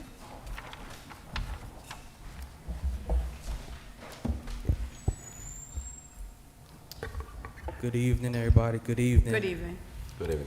It was less than 2 years ago that people all over the world, including in Paterson, declared that Black Lives Matter. But the commitment to Black Lives Matter has started to fade away, like the words in a mural have started to fade away on Broadway. Every year we have the opportunity to invest in the very things that keep our community healthy, happy, thriving, and alive. But instead, we constantly decrease slightly or decrease a lot the resources that commit the community to thrive. Police do not keep a community strong. Crime doesn't exist because of a lack of police officers, but because of the presence of poverty. We don't fight crime by hiring more police officers, we fight crime by fighting poverty. When we decrease the funding of the library, we reduce the very things that keep our community safe. We reduce the educational services, we reduce the job training programs and resume work for young adults. We reduce the things that really keep our community healthy and alive. When we decrease the funding for recreation, we keep eliminating the spaces that keep our kids safe and put them into the streets, put them into the very danger that we keep saying that we want to keep our kids safe from. If we want to keep our kids safe from danger, we need to increase our Department for Recreation budget. If we want to keep our kids free from danger, we need to invest in our library services, we need to invest in our community and invest in the things that keep us safe. Placing them in danger is not what we want. I know that for everybody, so please continue to support the library. Please continue to support the Recreation Division. Thank you.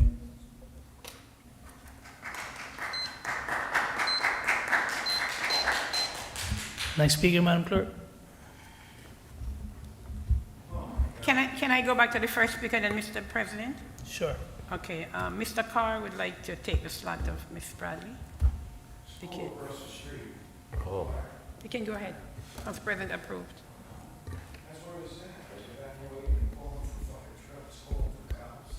Thank you, Mr. President. I do have the privilege of serving as a member of the library board, and being there has exposed me to the challenges that the library environment faces. You would know that over the years, the mission of the library, or the function of the library, has changed tremendously. Whereas before, kids used to go to the library just to sit and read and gather information, now the library service has morphed into something quite different. The challenge that we have right now is that of funding. And over the years, the city has not paid much attention to the library, to the museum, and to recreation. These three entities over the years have been underserved by the city per se. I'm asking that in this year's budget, I believe right now there are about 6 positions at the library that needs to be filled. Needs to be filled so that we can have adequacy in terms of the programs that the library presents to the community, help parents when they send their kids to school. After 3, there's nowhere else to go. The library is always open to support those kids.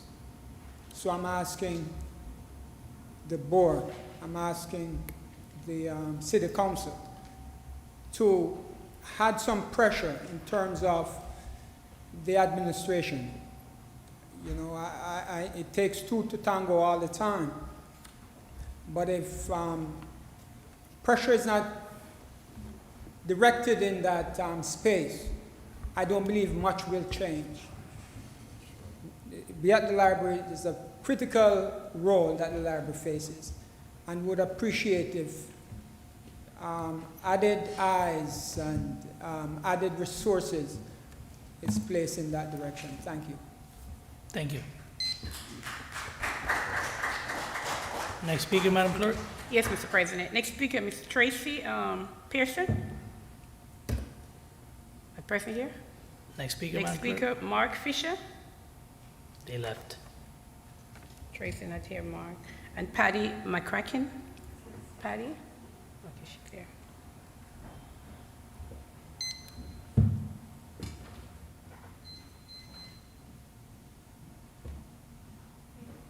Please state your name and address for the record, Mrs. Patty.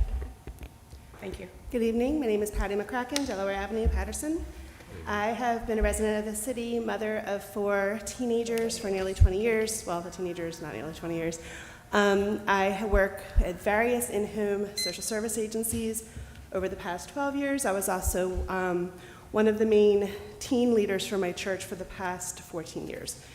One of the common things with all of those positions is my reliance upon the library and Paterson's Department of Recreation.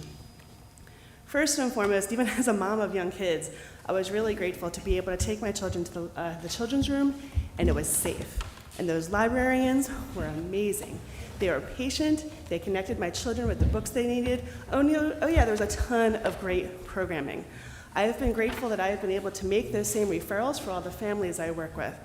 And trust and believe there is not enough community resources in the city for our families who need it the most. What's heartbreaking is having to outsource to other communities to access recreation or libraries or anything when we have an amazing library system right here that just needs more funding and support. In addition, the Department of Recreation, my kids lived in those summer camps. They loved the soccer camp over I think it's Buckley Park, the park that was just redone. And I'm grateful that park was redone because trust and believe you had like 50, 60 kids running around that soccer field and it wasn't cared for, but yet they were there. They were there every day. Our kids depend on these parks. They depend on the sports. They depend on the activities. They depend on the pools. Our teenagers depend on the jobs. And these are the things that, I work with some of the most at-risk youth in our city, and I depend on these resources to give our kids something to keep them out of trouble. Put another way, I depend on these resources so that I don't have to be linking my youth and my children to the police. No offense to our Paterson police, but I'd really much rather connect all the teenagers I work with, whether professionally, personally, or in my own home, to libraries and sports teams and pools and activities, just like kids get to do in other communities. So as a taxpayer, as a parent, as a community member, I am pleading that not only would we maintain the budget for recreation and library, but we would increase it because it is exactly what our youth need desperately. So please consider this when you look at the budget for these and an additional $1 million, $2 million, whatever millions it takes for the library and for the Department of Recreation. It gets used. The folks who, and then, another resource within the Department of Recreation, coaches, fun fact, they don't just coach, they're our mentors. Do you know the desperate need we have for mentors for our teenagers? It's desperate. But these coaches, and I only see it in Paterson, because I have worked with other teams and other recreation departments. It's only the Paterson coaches that show up in the schools when little Sally is in trouble with the teacher. Paterson coaches show up, they support the teachers, they support the kids, they support the families. The folks we have in this community really could use the additional support that the budget. Thank you for hearing me out.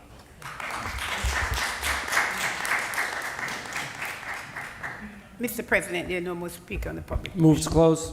Second. Move to close, Madam Clerk, by Councilman Abdelaziz, second by Councilman Kalik. Roll call, Madam Clerk. Yes, Mr. President. Roll call to close the public portion of the budget hearings of October 2025, 2021.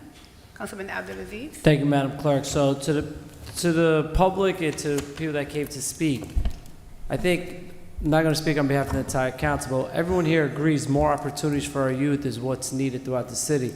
I just want everyone to realize that more funding doesn't necessarily mean more opportunities, right? More funding that goes to salaries, as we just saw in the last budget hearing, doesn't increase opportunities for our kids. So we have to make sure that when people ask for these increases, it's going back to programs and opportunities for the kids. If you're just watching, we just saw a 33% increase for a person's salary. That does not have an impact. And we have to go through these budgets to make sure that the increase in funding does provide opportunities for our kids. So the devil's in the details with everything, right? So we could increase it $1 million, but if they gave salary bonuses to all the directors and administration, and the kids still have the same programs, what does that funding do? So I'm not saying that's happening. That's why we have these hearings, to hold people accountable, to make sure that we're not just giving jobs, or these jobs, this position is going to increase to more Saturday programs, more evening centers, more aftercare stuff. And that's what I have to do, my due diligence, to make sure that we're being responsible with our spending across the board. My vote is yes. Thank you. Thank you, Councilman Jackson. Thank you, Madam Clerk. To the young lady who just spoke, one, I cannot agree more. If there's anyone that knows anything about coaching here, I know Councilman Abdulaziz. I believe he was a coach, not just an administrator. I've been coaching since I left college. Ask me how much I've ever been paid to coach in this community. $0. In fact, my son's last year in high school, I paid maybe $20,000 that year, sponsoring teams, uniforms, buses to New York, buses to Philadelphia, contributing to the football program, which didn't even have a huddle system for a high school senior class, which is absolutely ridiculous. So you're right, we do need it. And there's some of us that are screaming it, and obviously it's going on deaf ears, for us to even consider cuts in places like the library and or recreation. Just shows a lack of concern for the true necessities of our community. If you know our community, you know what we need. And if you look at other communities, they're thriving because they put these things in place. I've been a part of a young man, he's a former student athlete in the city. He created his own basketball league, not a league, but it's a pickup thing. He called it the Wash League. And those young men that come up there, they range from 17 through 50. These guys, they're older than me, playing. And the kids that are there, the young guys that we're talking about that are in their mid-20s, that are normally some of the people that are getting into issues in our community, they've talked about how they look forward to Saturdays now. And this is a person who came forward on his own effort, his own dime, and he's put this program in place, and we have done nothing to support it. Further, when you look at our midget league structures, we charge teams who go out and sponsor. They go out, they volunteer their time, they go out and raise $50,000 a year every year. They got to beg, they got to tag, they do all kinds of things. We charge them $1,200 per game just for an EMT and a police officer, when other communities provide that service for free. Lastly, I'll say this in closing, Mr. Chairman, Madam President. Brother Thomas, obviously, to many of us, Black Lives Matter every day. And to that, on that note of the fade, I would concur many times, and as we allow for these issues to continue to go quietly, things get forgotten about. So Jameek Lowry, Shania Coley, these are people that we don't forget. But I want to urge everyone who can hear my voice tonight. The name I would like for you to understand tonight is Tashelle Jackson, a young lady who was brutally shot multiple times, point blank range, while an officer sat 10 feet away, backed up his patrol unit, failed to act, and then lied under oath, while this young lady is being forced to continue to litigate. And we're meeting tomorrow on her behalf at 6 o'clock at the freeholders meeting to hold them accountable, these same people who are rallying in our community for voting for support, to vote and support them, when one of ours was treated so heinously, she's being left and forgotten about. So we don't want to let anyone forget the fact that black lives do matter. And to Shell Jackson, her life equally matters. She's a black woman who was mistreated and who was left for dead and is being ignored at this point.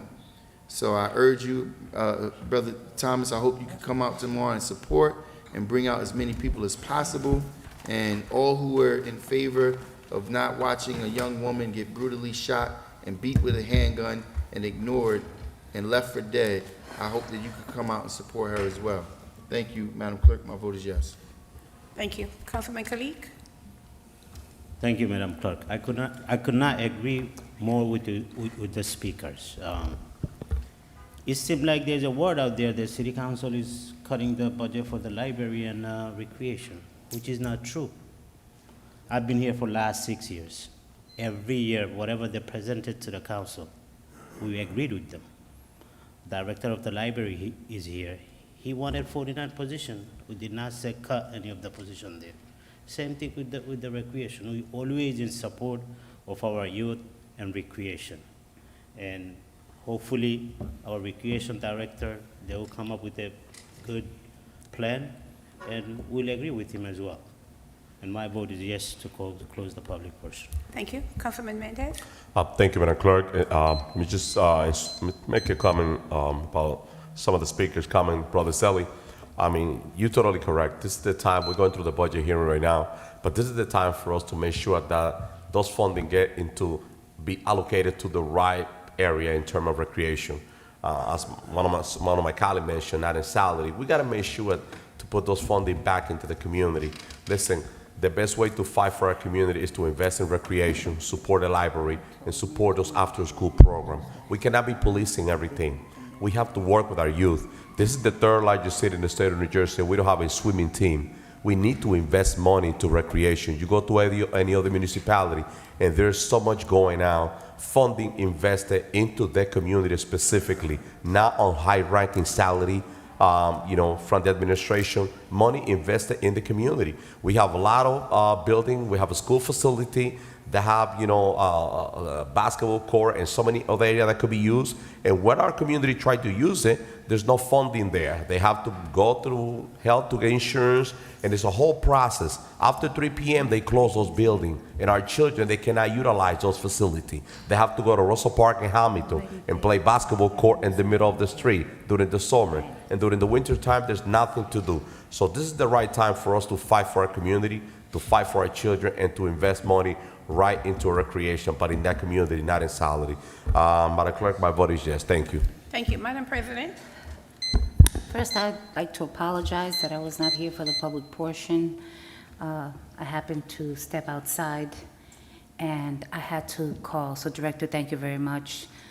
The director, he called the fire department, and apparently there was as I was standing outside, I saw students coming out of the UCEDA Institute, and I see smoke, and I'm like, there's a fire. So I do apologize for that. I'm not exactly sure what was said, but I will. You'd like to say something? Go ahead, madam. He was here, so. Yes, I'll. Thank you, Council President, for helping put out the fire. Okay, so, Councilwoman Davila, I'm going to ask you to vote, and then since he was acting as the president, then I'll call his name last. Okay, all right, so I just wanted to make that statement, I wanted to apologize, but with that said, I have a different take. In terms of when I hear some of my colleagues and, they start talking about, increases and all that. I'm not necessarily against individuals getting increases, absolutely not. But what I don't want to see is that the monies. Council President, we have to suspend the meeting. We don't have a quorum. Councilman Mendez? Councilman Mendez, we don't have a quorum. Councilman Alex Mendez? I guess he doesn't know how to count.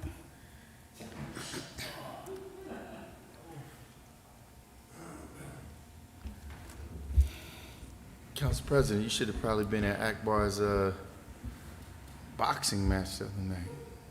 Actually, I was told it was canceled. No, it was Oh, here he is. Councilman Mendes, we need you for a Councilman Mendes, you quorum. just got Council. up, there's only 4. Emergency, you can take it right there. So I have a different take, all right? And one of the things that, we constantly, criticize the administration and in terms of, bringing revenue. I'm looking forward to having the cannabis come back. And that way, because one of the big things for me is to make sure that monies are allotted specifically for recreation and special programs. It's legal. It's been vetoed by the mayor. So now it's just a point of bringing it back. Again, I'm not against people getting increases, but when they're to the extremities of one individual and us seeing other departments and other programs not funded, I'm not for that at all. Madam Clerk, I'll allow Mr. Rivera to vote on his closing. We're voting to close the public Yeah, we're portion? closing the public Okay. portion.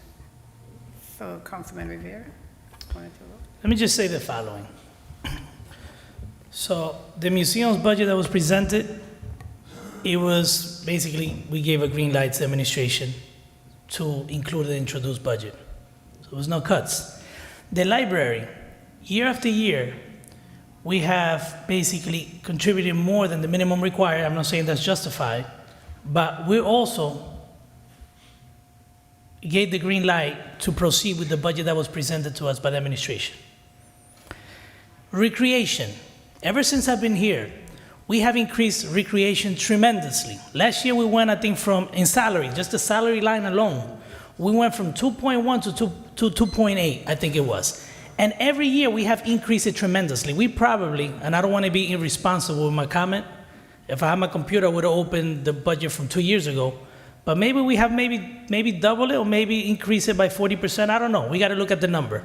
But let me just say the following. Just throwing numbers. Remember, a budget is a plan. So just putting money into a budget without a plan to execute doesn't translate to better services. And this is not a knock against, one of our departments. But year after year, the main question we ask here pertaining to, our DPW department is that, do you have all the resources that you need? Yes, we do have all the resources that you need. What do you need to provide or to improve the services? We need this, this, this. We provide everything they've been asking for the past 3 years. And I don't have to say any more. I'll let you be the judge of that. If the services have been good or adequate, then you be the judge of that. I don't want to tell you how the services are because we all know how they have been. So all I'm telling the administration is we have to be mindful. We are putting extra money out there for recreation, and we need to utilize it. We need to utilize it responsibly, and we need to create more programs. Now, let me just say one more thing. We also have to be mindful here of the taxpayers of the city of Paterson. We, in the past few years, and I wasn't going to bring this up, but I know people are watching, and some people don't know the difference of why certain tax increases have taken place. But the school district increased by $20 million in 3 years. They doubled the levy. With that $20 million, we could have gotten off transitional aid. And being off transitional aid, we did not have to do tax increases year after year. The state is mandating us that we do at least 2%, and correct me if I'm wrong, Madam BA, 2% increase on the tax levy year after year. Is that correct? Yep, that is correct. I just want to hear it from her. Yes, it's part of the MOU, Memorandum of Understanding. That's the agreement we got with the state. But that being said, we also have to be mindful to the taxpayers. And just like Councilman Abdelaziz stated, just throwing money into a program doesn't translate into better services. A plan needs to be in place. When that plan is in place, I'm open to anything, especially for our kids. My vote is yes, Madam Clerk. Thank you. Madam President?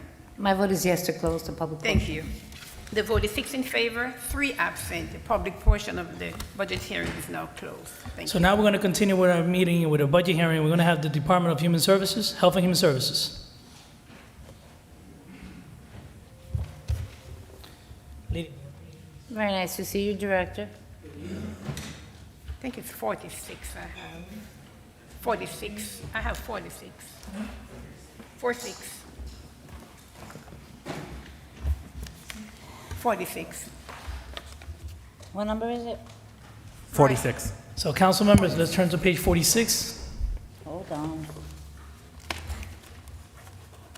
and that will be Office of the Director. 46. 46.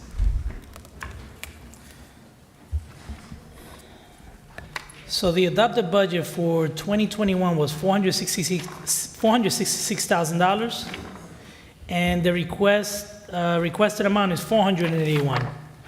That actually has a 3.1% increase over last year, which is $14,000. Can we get an Director? explanation? Excuse me? Can we get an explanation? I didn't hear what you said, I'm sorry. I said, can we get an explanation? Sure. Give an overview of what we have here, Director. Good evening, council members. So Good the evening. explanation for the increase in the salary is really more for the union increases. Last year, we were budgeted for a social worker position, which remained vacant. I'm happy to report that we are going to fill that position. She starts November 1st. That was, in the adopted, was $60,000. I posted the position for $55,000, and we will be filling it. So that's a savings right there. And because she was not appointed or hired until now, we saved 10 months of that salary as well. The only other difference is in the salary of the office manager, which the office manager was the keyboarding clerk in last year's budget.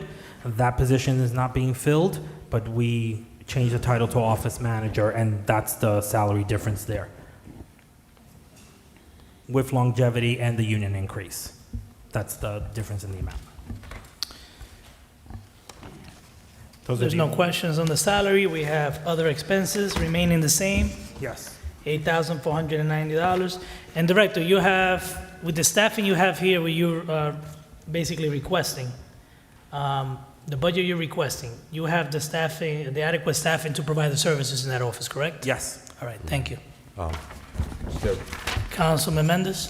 Thank you. My question is not directed to the salary or OE, and the question that I have is directly to Dr. Prasad. I see that We're the not health there yet. department. We're not there yet. We're on I'm 46 sorry, right now, I'm 46. He'll I'm be jumping ahead, speaking for the Division of Health if we I need him. will Dr. wait Prasad, get ready. If he's giving you a hint, he's coming after you there. All right, so if there's no more good questions, job. we're going to go Mr. to... Chairman, Yes, Councilman Jackson. so Director, during the hour of COVID, did you have many employees that was actually obligated to remain behind and work while others were allowed to work from home? I know it was relevant. Since I took the position, no. Well, you weren't, I was not the director during the majority of the but we're pandemic. still talking about some of the implications of that previous budget. So were there any employees that were required to work during COVID crisis? Our Division of Health, for the most part, yes, everyone there. Well, And then everyone. in my department, my office manager and a few others. Have all the employees who was asked to put themselves on the line, have they all been made whole with hazardous pay?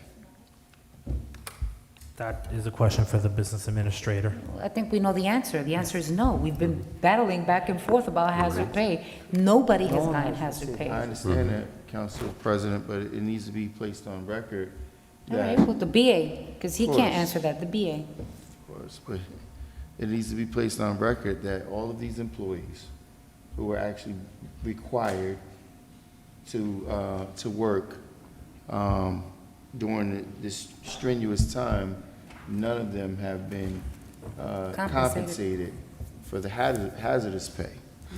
And that's, it's alarming. Thank you. Duly noted. Chairman. Let's go to the next division. So it will be Is that number 49? Social service. 50. Wait a minute, we did social services already? Social services division, those are just the grants we provide to the different agencies providing social services to Actually, youth and seniors. I apologize, 49. That amount remains the same, it's 202. It was 502,000 because it included the 300,000 for the FEC. So this is not salaries, this is other expenses? This is the money that we use to award some of the agencies, right? Yeah, correct. Okay.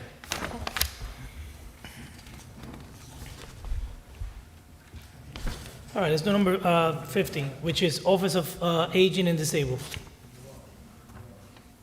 There are no changes to that. Actually, I want to commend the director. There's a decrease from the adopted budget, 3 to 2. Like, gotta give credit where credit's due. Do more with less.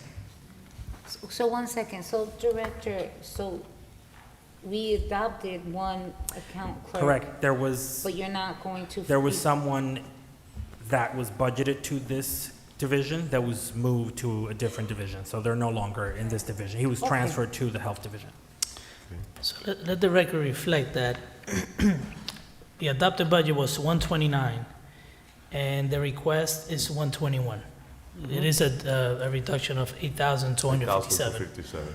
Okay? And even their operating expenses So, will decrease. yeah, we're gonna go there next. So, I'm glad I see this. Cell phone maintenance and purchase. I know I was a stickler, because at one time I requested, and I'm glad I see the administration acted, I wanna thank you. But I actually asked one time for a list of cell phones for the entire city. And no one was tracking the cell phones, right? There were cell phones of people that left, that were still, out there. So does that have anything to do with this or no? Well, we looked through, and some of the grants are not supporting of those cell phones, so we decided to get rid of them. And All right. These were mostly for the drivers in the division. We didn't consider them to need a cell phone, so we removed the Yeah. cell phones. All right, that might not be related then to, so it was a $4,000 deduction. Keep it moving. Could we continue to the next one? We have youth services.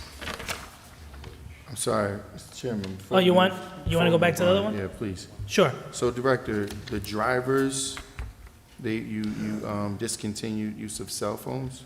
Correct. So. We're not providing the same type of services. Now we're limited to delivering food. We're not really providing services to doctor's appointments and other things that we were doing in the past. The county has taken on that responsibility. So there's no need to communicate with drivers? They don't have seniors in their buses, they just have food. So we know where they're supposed to be going. Yes, if they need to communicate. That's what I'm alluding to. Yes. I mean, so. If they need to communicate with the director, they would reach out with their personal cell phones. So, to Councilman, to the chairman's point earlier, right?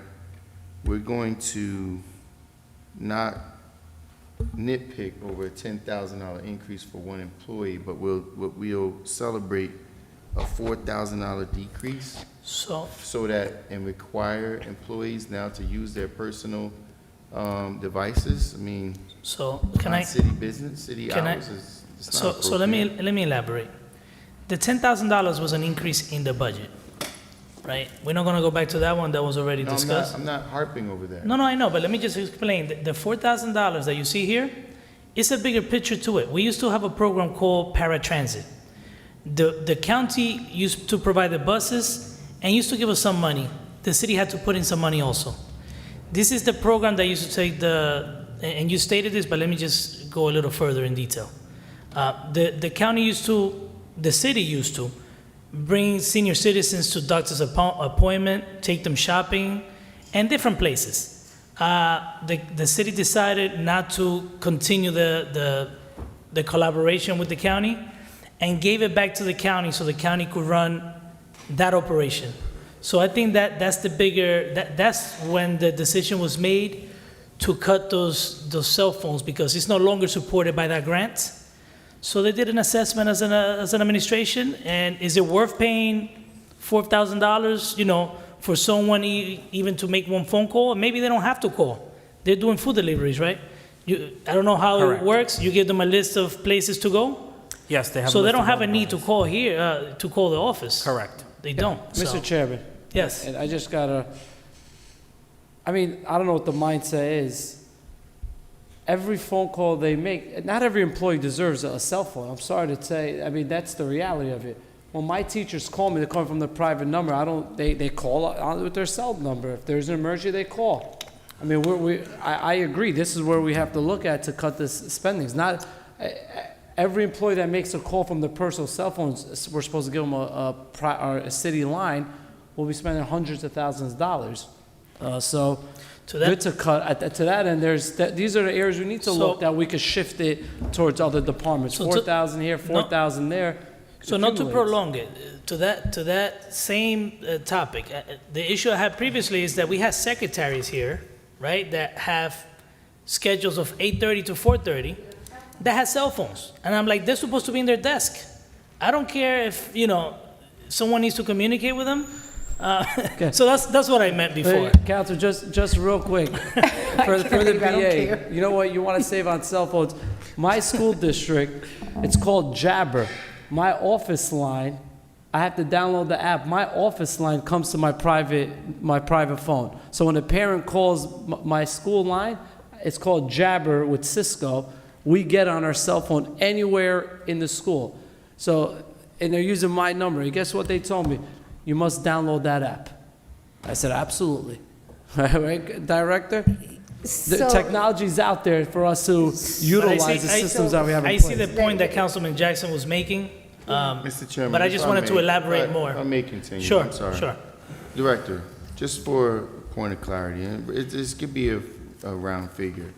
On average, how much of these drivers who are required to use their own phone, how much are they making per year? Any driver? Salary, low Salary. 30s.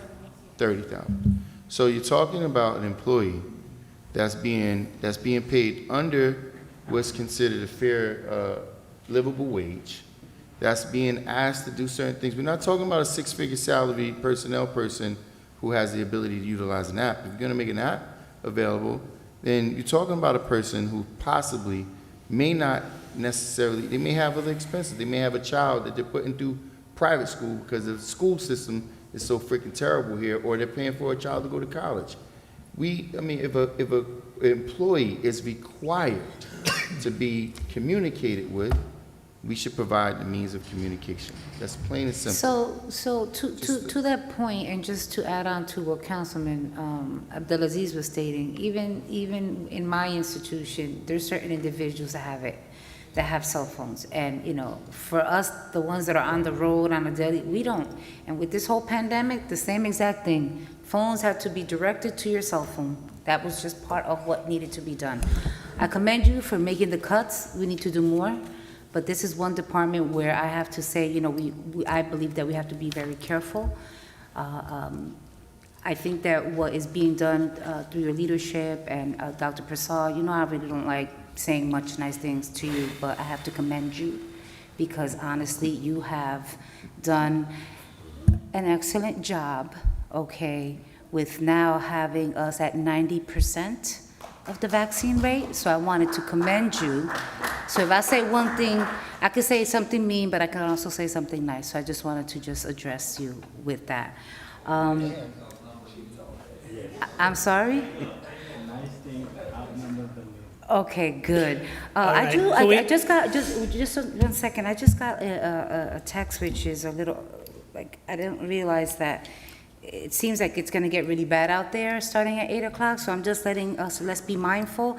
I was just told all schools are closed tomorrow, so. They will be remote. No, we don't close, never. I'm like, no.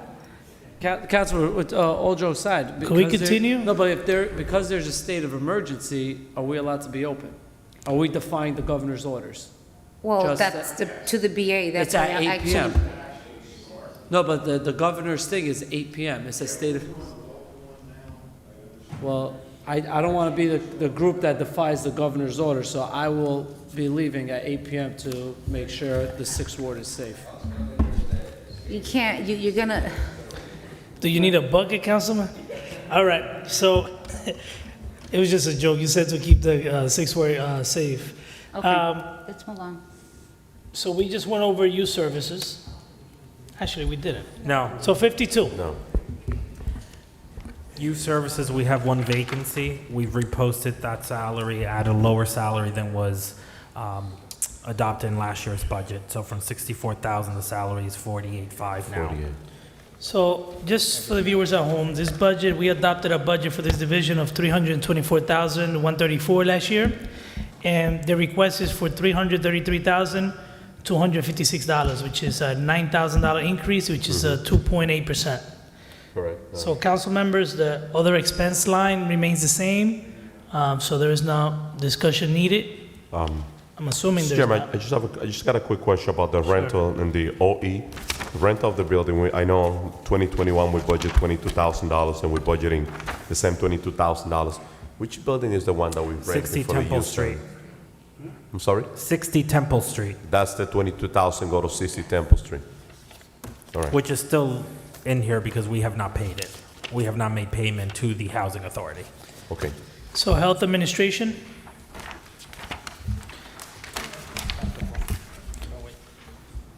so Director, just explain, this one, we adopted $383,000, and we're requesting $436,000, which is a $52,000 increase, 13%, 13.6%. Correct, Dr. Paul. These are some of the positions that we put in for health educator, health officer, that's Dr. Paul. We went down from 2 keyboarding clerks to 1. So instead of Council 8, there's Chairman, only if I 7. can jump in Yeah, there. could you, because it doesn't tell the story. It's right. The story here is really, you would need to compare grant credits, and we don't have the Correct. number yet from the health department about what that grant credit is likely going to be, but it'll most likely be something similar to what's there from last year. So some of these salaries are going to be credited back. So from my past experience, right, grants are ongoing, and you could look historically, you know, by the time you have an introduced budget, you're probably gonna have a final say on the grants. I think in the future, you have to assume during these budget hearings, unless you heard from the grantor that you might not get the grant, you have to assume that we're gonna collect the same, that we're gonna have the same funding available. So I recommend, for now, because that number is inflated, because you don't see what grants are going to be available, that you increase the 383 by any contractual agreements. I don't know if you have anticipating any increases here for anyone. I don't see anything here. So I would just increase it by the percentage, 2%, 2.5%. And that will be the number that we have as of right now. If something changes with the grants, then at the time of submission of the introduced budget, then you bring that up. So let's cut that down. Okay? All right, Do let's you have continue. something to say, Dr. Prasad? No, there'll be no reduction in the grant. What we've had is, I'm You sorry. need to speak in the mic. There's been no reduction in any one of our grants. So every year after year after year, the Division of Health has been a net contributor to revenues in the city because of grant offsets. So we've done that year after year. At some point in time, that may not be reflected, but in the end, it is reflected. Because I'll give you an example. For example, sometimes we have someone who may not be hired in time, or someone who's performing a job in addition to what they're actually paid, and we get grant credits. Correct. So in the end, it always becomes the city, the Division of Health is always being a net contributor to our budget. Correct. Okay. So let's continue to number Let's go to page 59, which is nursing services. Is that 59? 59.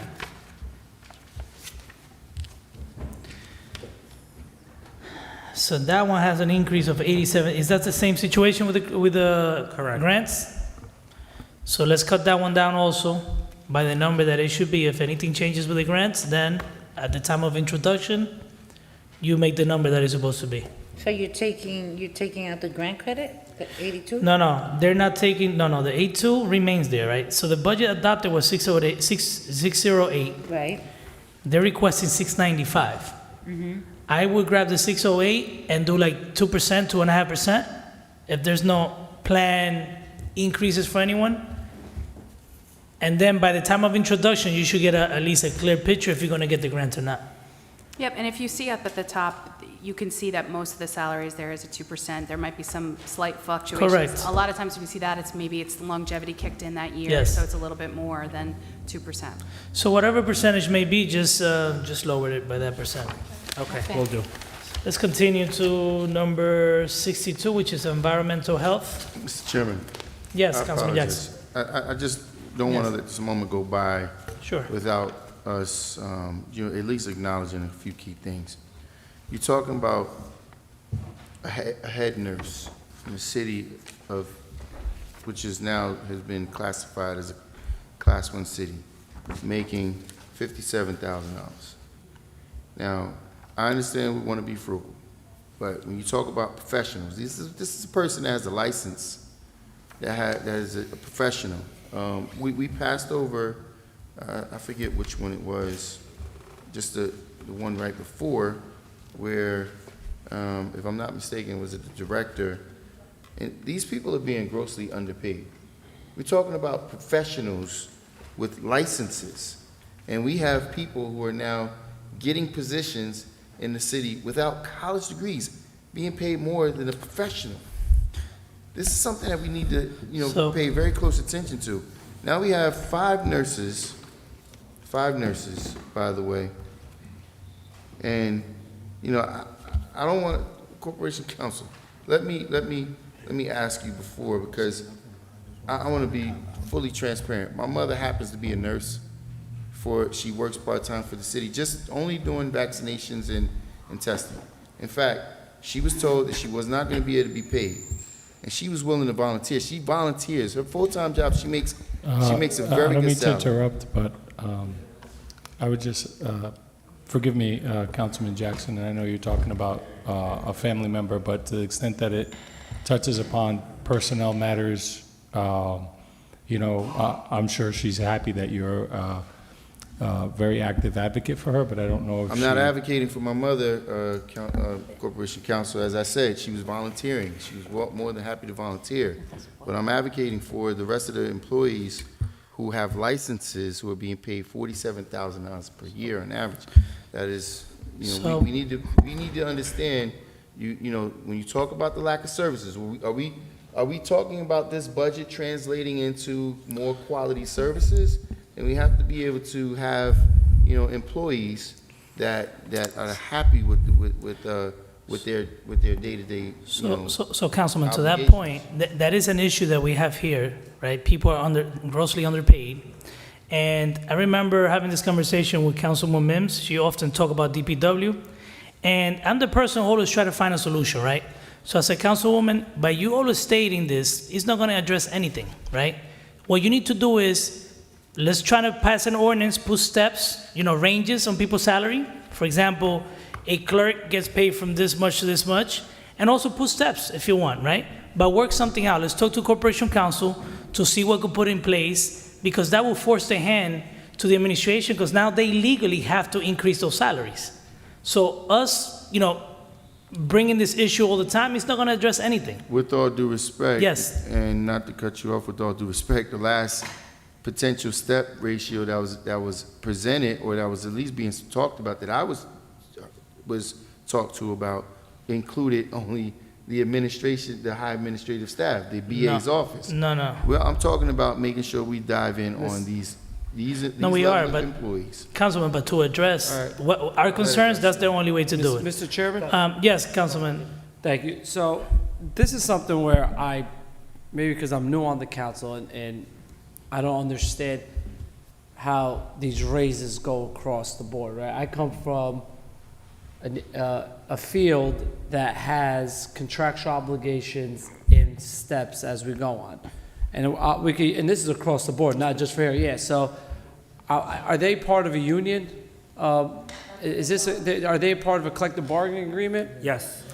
Well, I know, but not That's what even I'm saying. but not even through order. Like right now, these in Madam BA, when you're in negotiations, we should create a guide for all employees, so that the raises are not subjective to who becomes mayor or who's doing what. So, let me finish, Mr. Chairman. So you're right. If we want to competitive, we have a guide. So when their contract's there, I know I'm on step 4. Next year, step 5, step 6. You know your increases. You know your max out. The administration can't change this step. Once you get hired, you negotiate your We step. change it.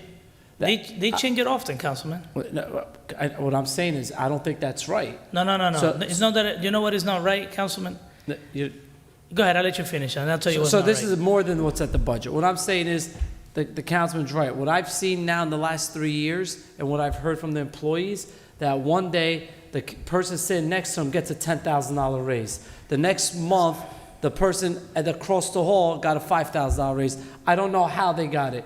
I know the contracts I've been a part of, if I'm on step 6, the only way I get my raise next year is step 7. The following step 8. No one, and I think the college is the same way. If you go to any other, I just don't know. I see it all the time. I hear from the employees, oh yeah, they gave this person $10,000. I don't know how that happens. And that helps out with budgeting.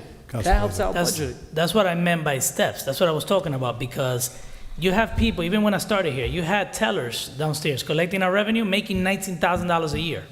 After they take the pension and the health benefits, you're making you're making minimum wage. That's what you're making, right? So I'm in agreement, but there is a way to do it, right? The way to do it has to be uniformly, like it has to be done throughout the whole city. And what I mean by forcing the hand is, the administration also works together with the state, right? And the job of the administration is to try to keep costs down. That's the job. You can't 1 minute scream at them for overspending, and the next minute scream at them for not spending enough, right? Salary increases translate to bigger budgets. It's that simple. No, and I agree, Council. So we need to put steps. We don't have what steps I'm saying here. is, they're in negotiations with the collective bargaining agreements. It's something that we should look at, is when you negotiate these contracts, right, when you negotiate these contracts, you make a guide for each position. And then you put an employee on those guides, and then they know where they're going to go for the rest of their career unless they get another position. So to end the discussion, let me ask a simple question. We can't force their hand. So to the administration, are you looking into that right now?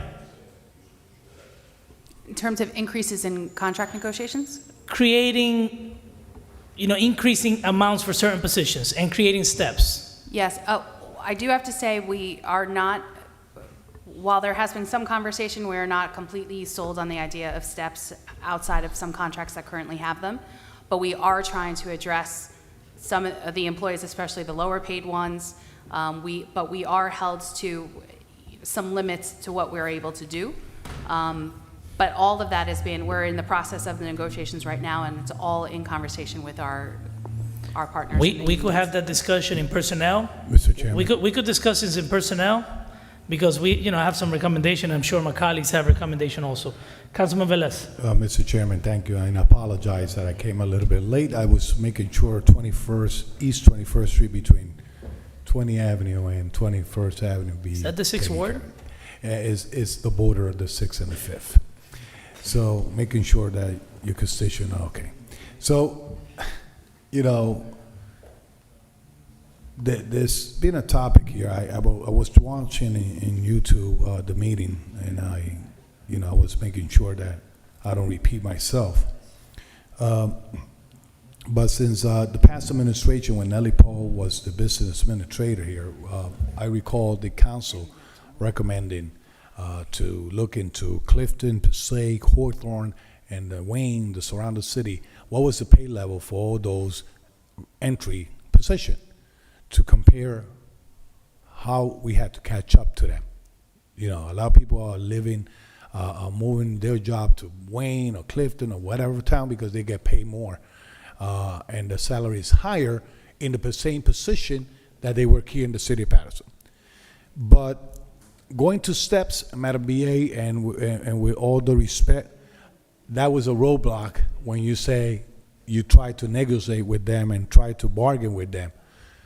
Unions, okay, and I'm a pro-union individual, okay. When it comes up to bargain and contract, they sit down at the table and they ask, we need this, we want this, and this is what we want. It's up to the administration to sit with them and say, it's fair. You know, and the question I was going to ask, and I told the Councilman Flavio that I'm not going to go deep in all this stuff that we see here, cutting cell phones or whatever.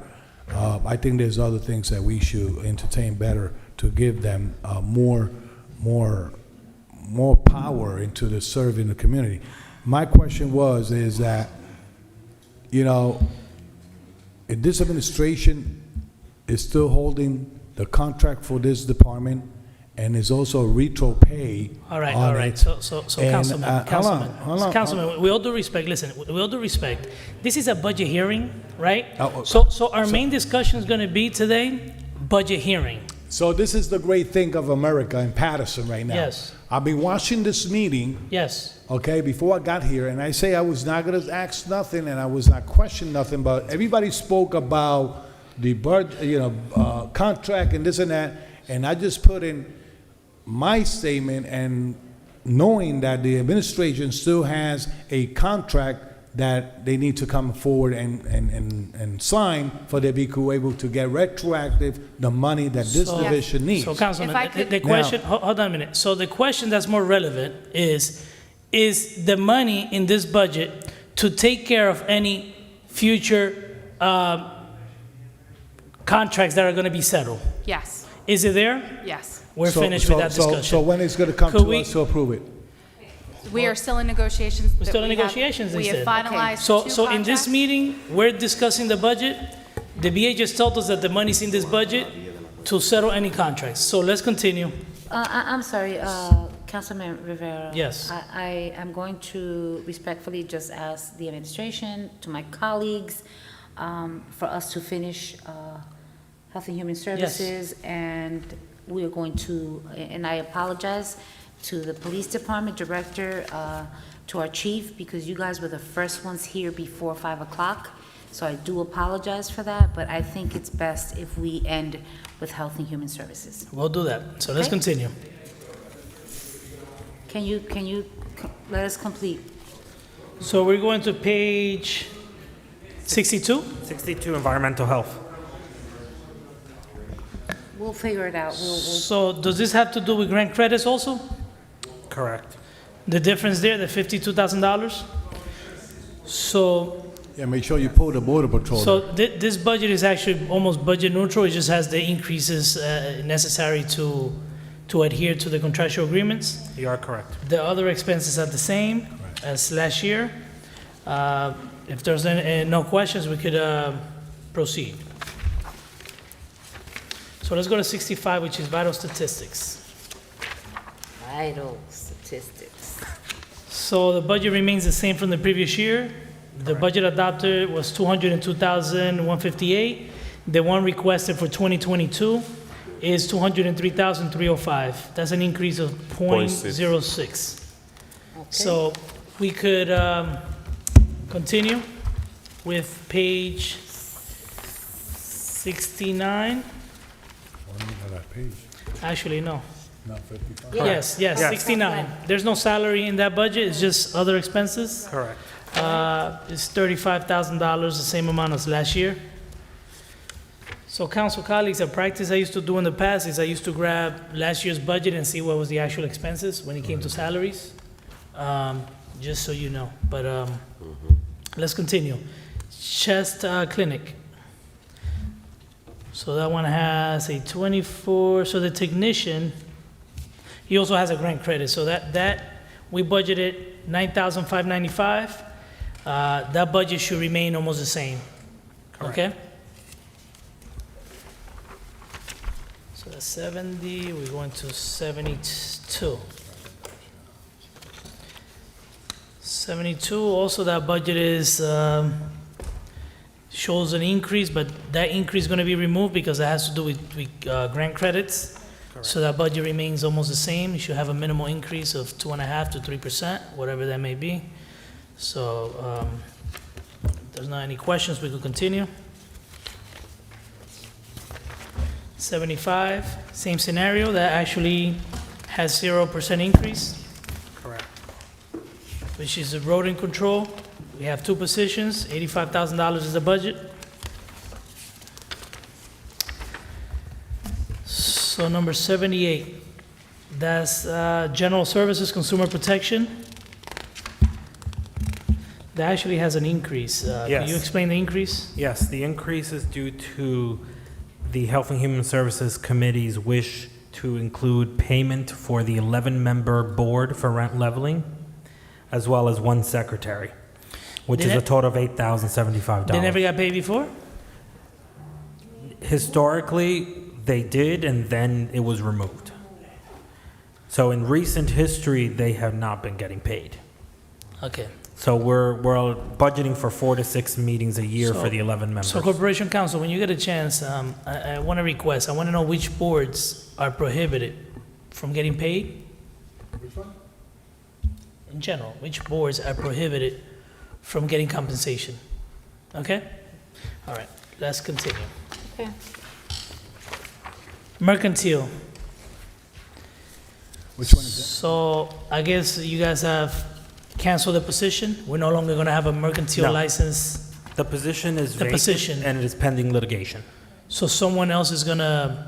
Depends on the outcome of the litigation. So I want to recommend something. So Madam BA, it was just stated that it's pending litigation. Shouldn't you budget for that position in case litigation doesn't go the city's way?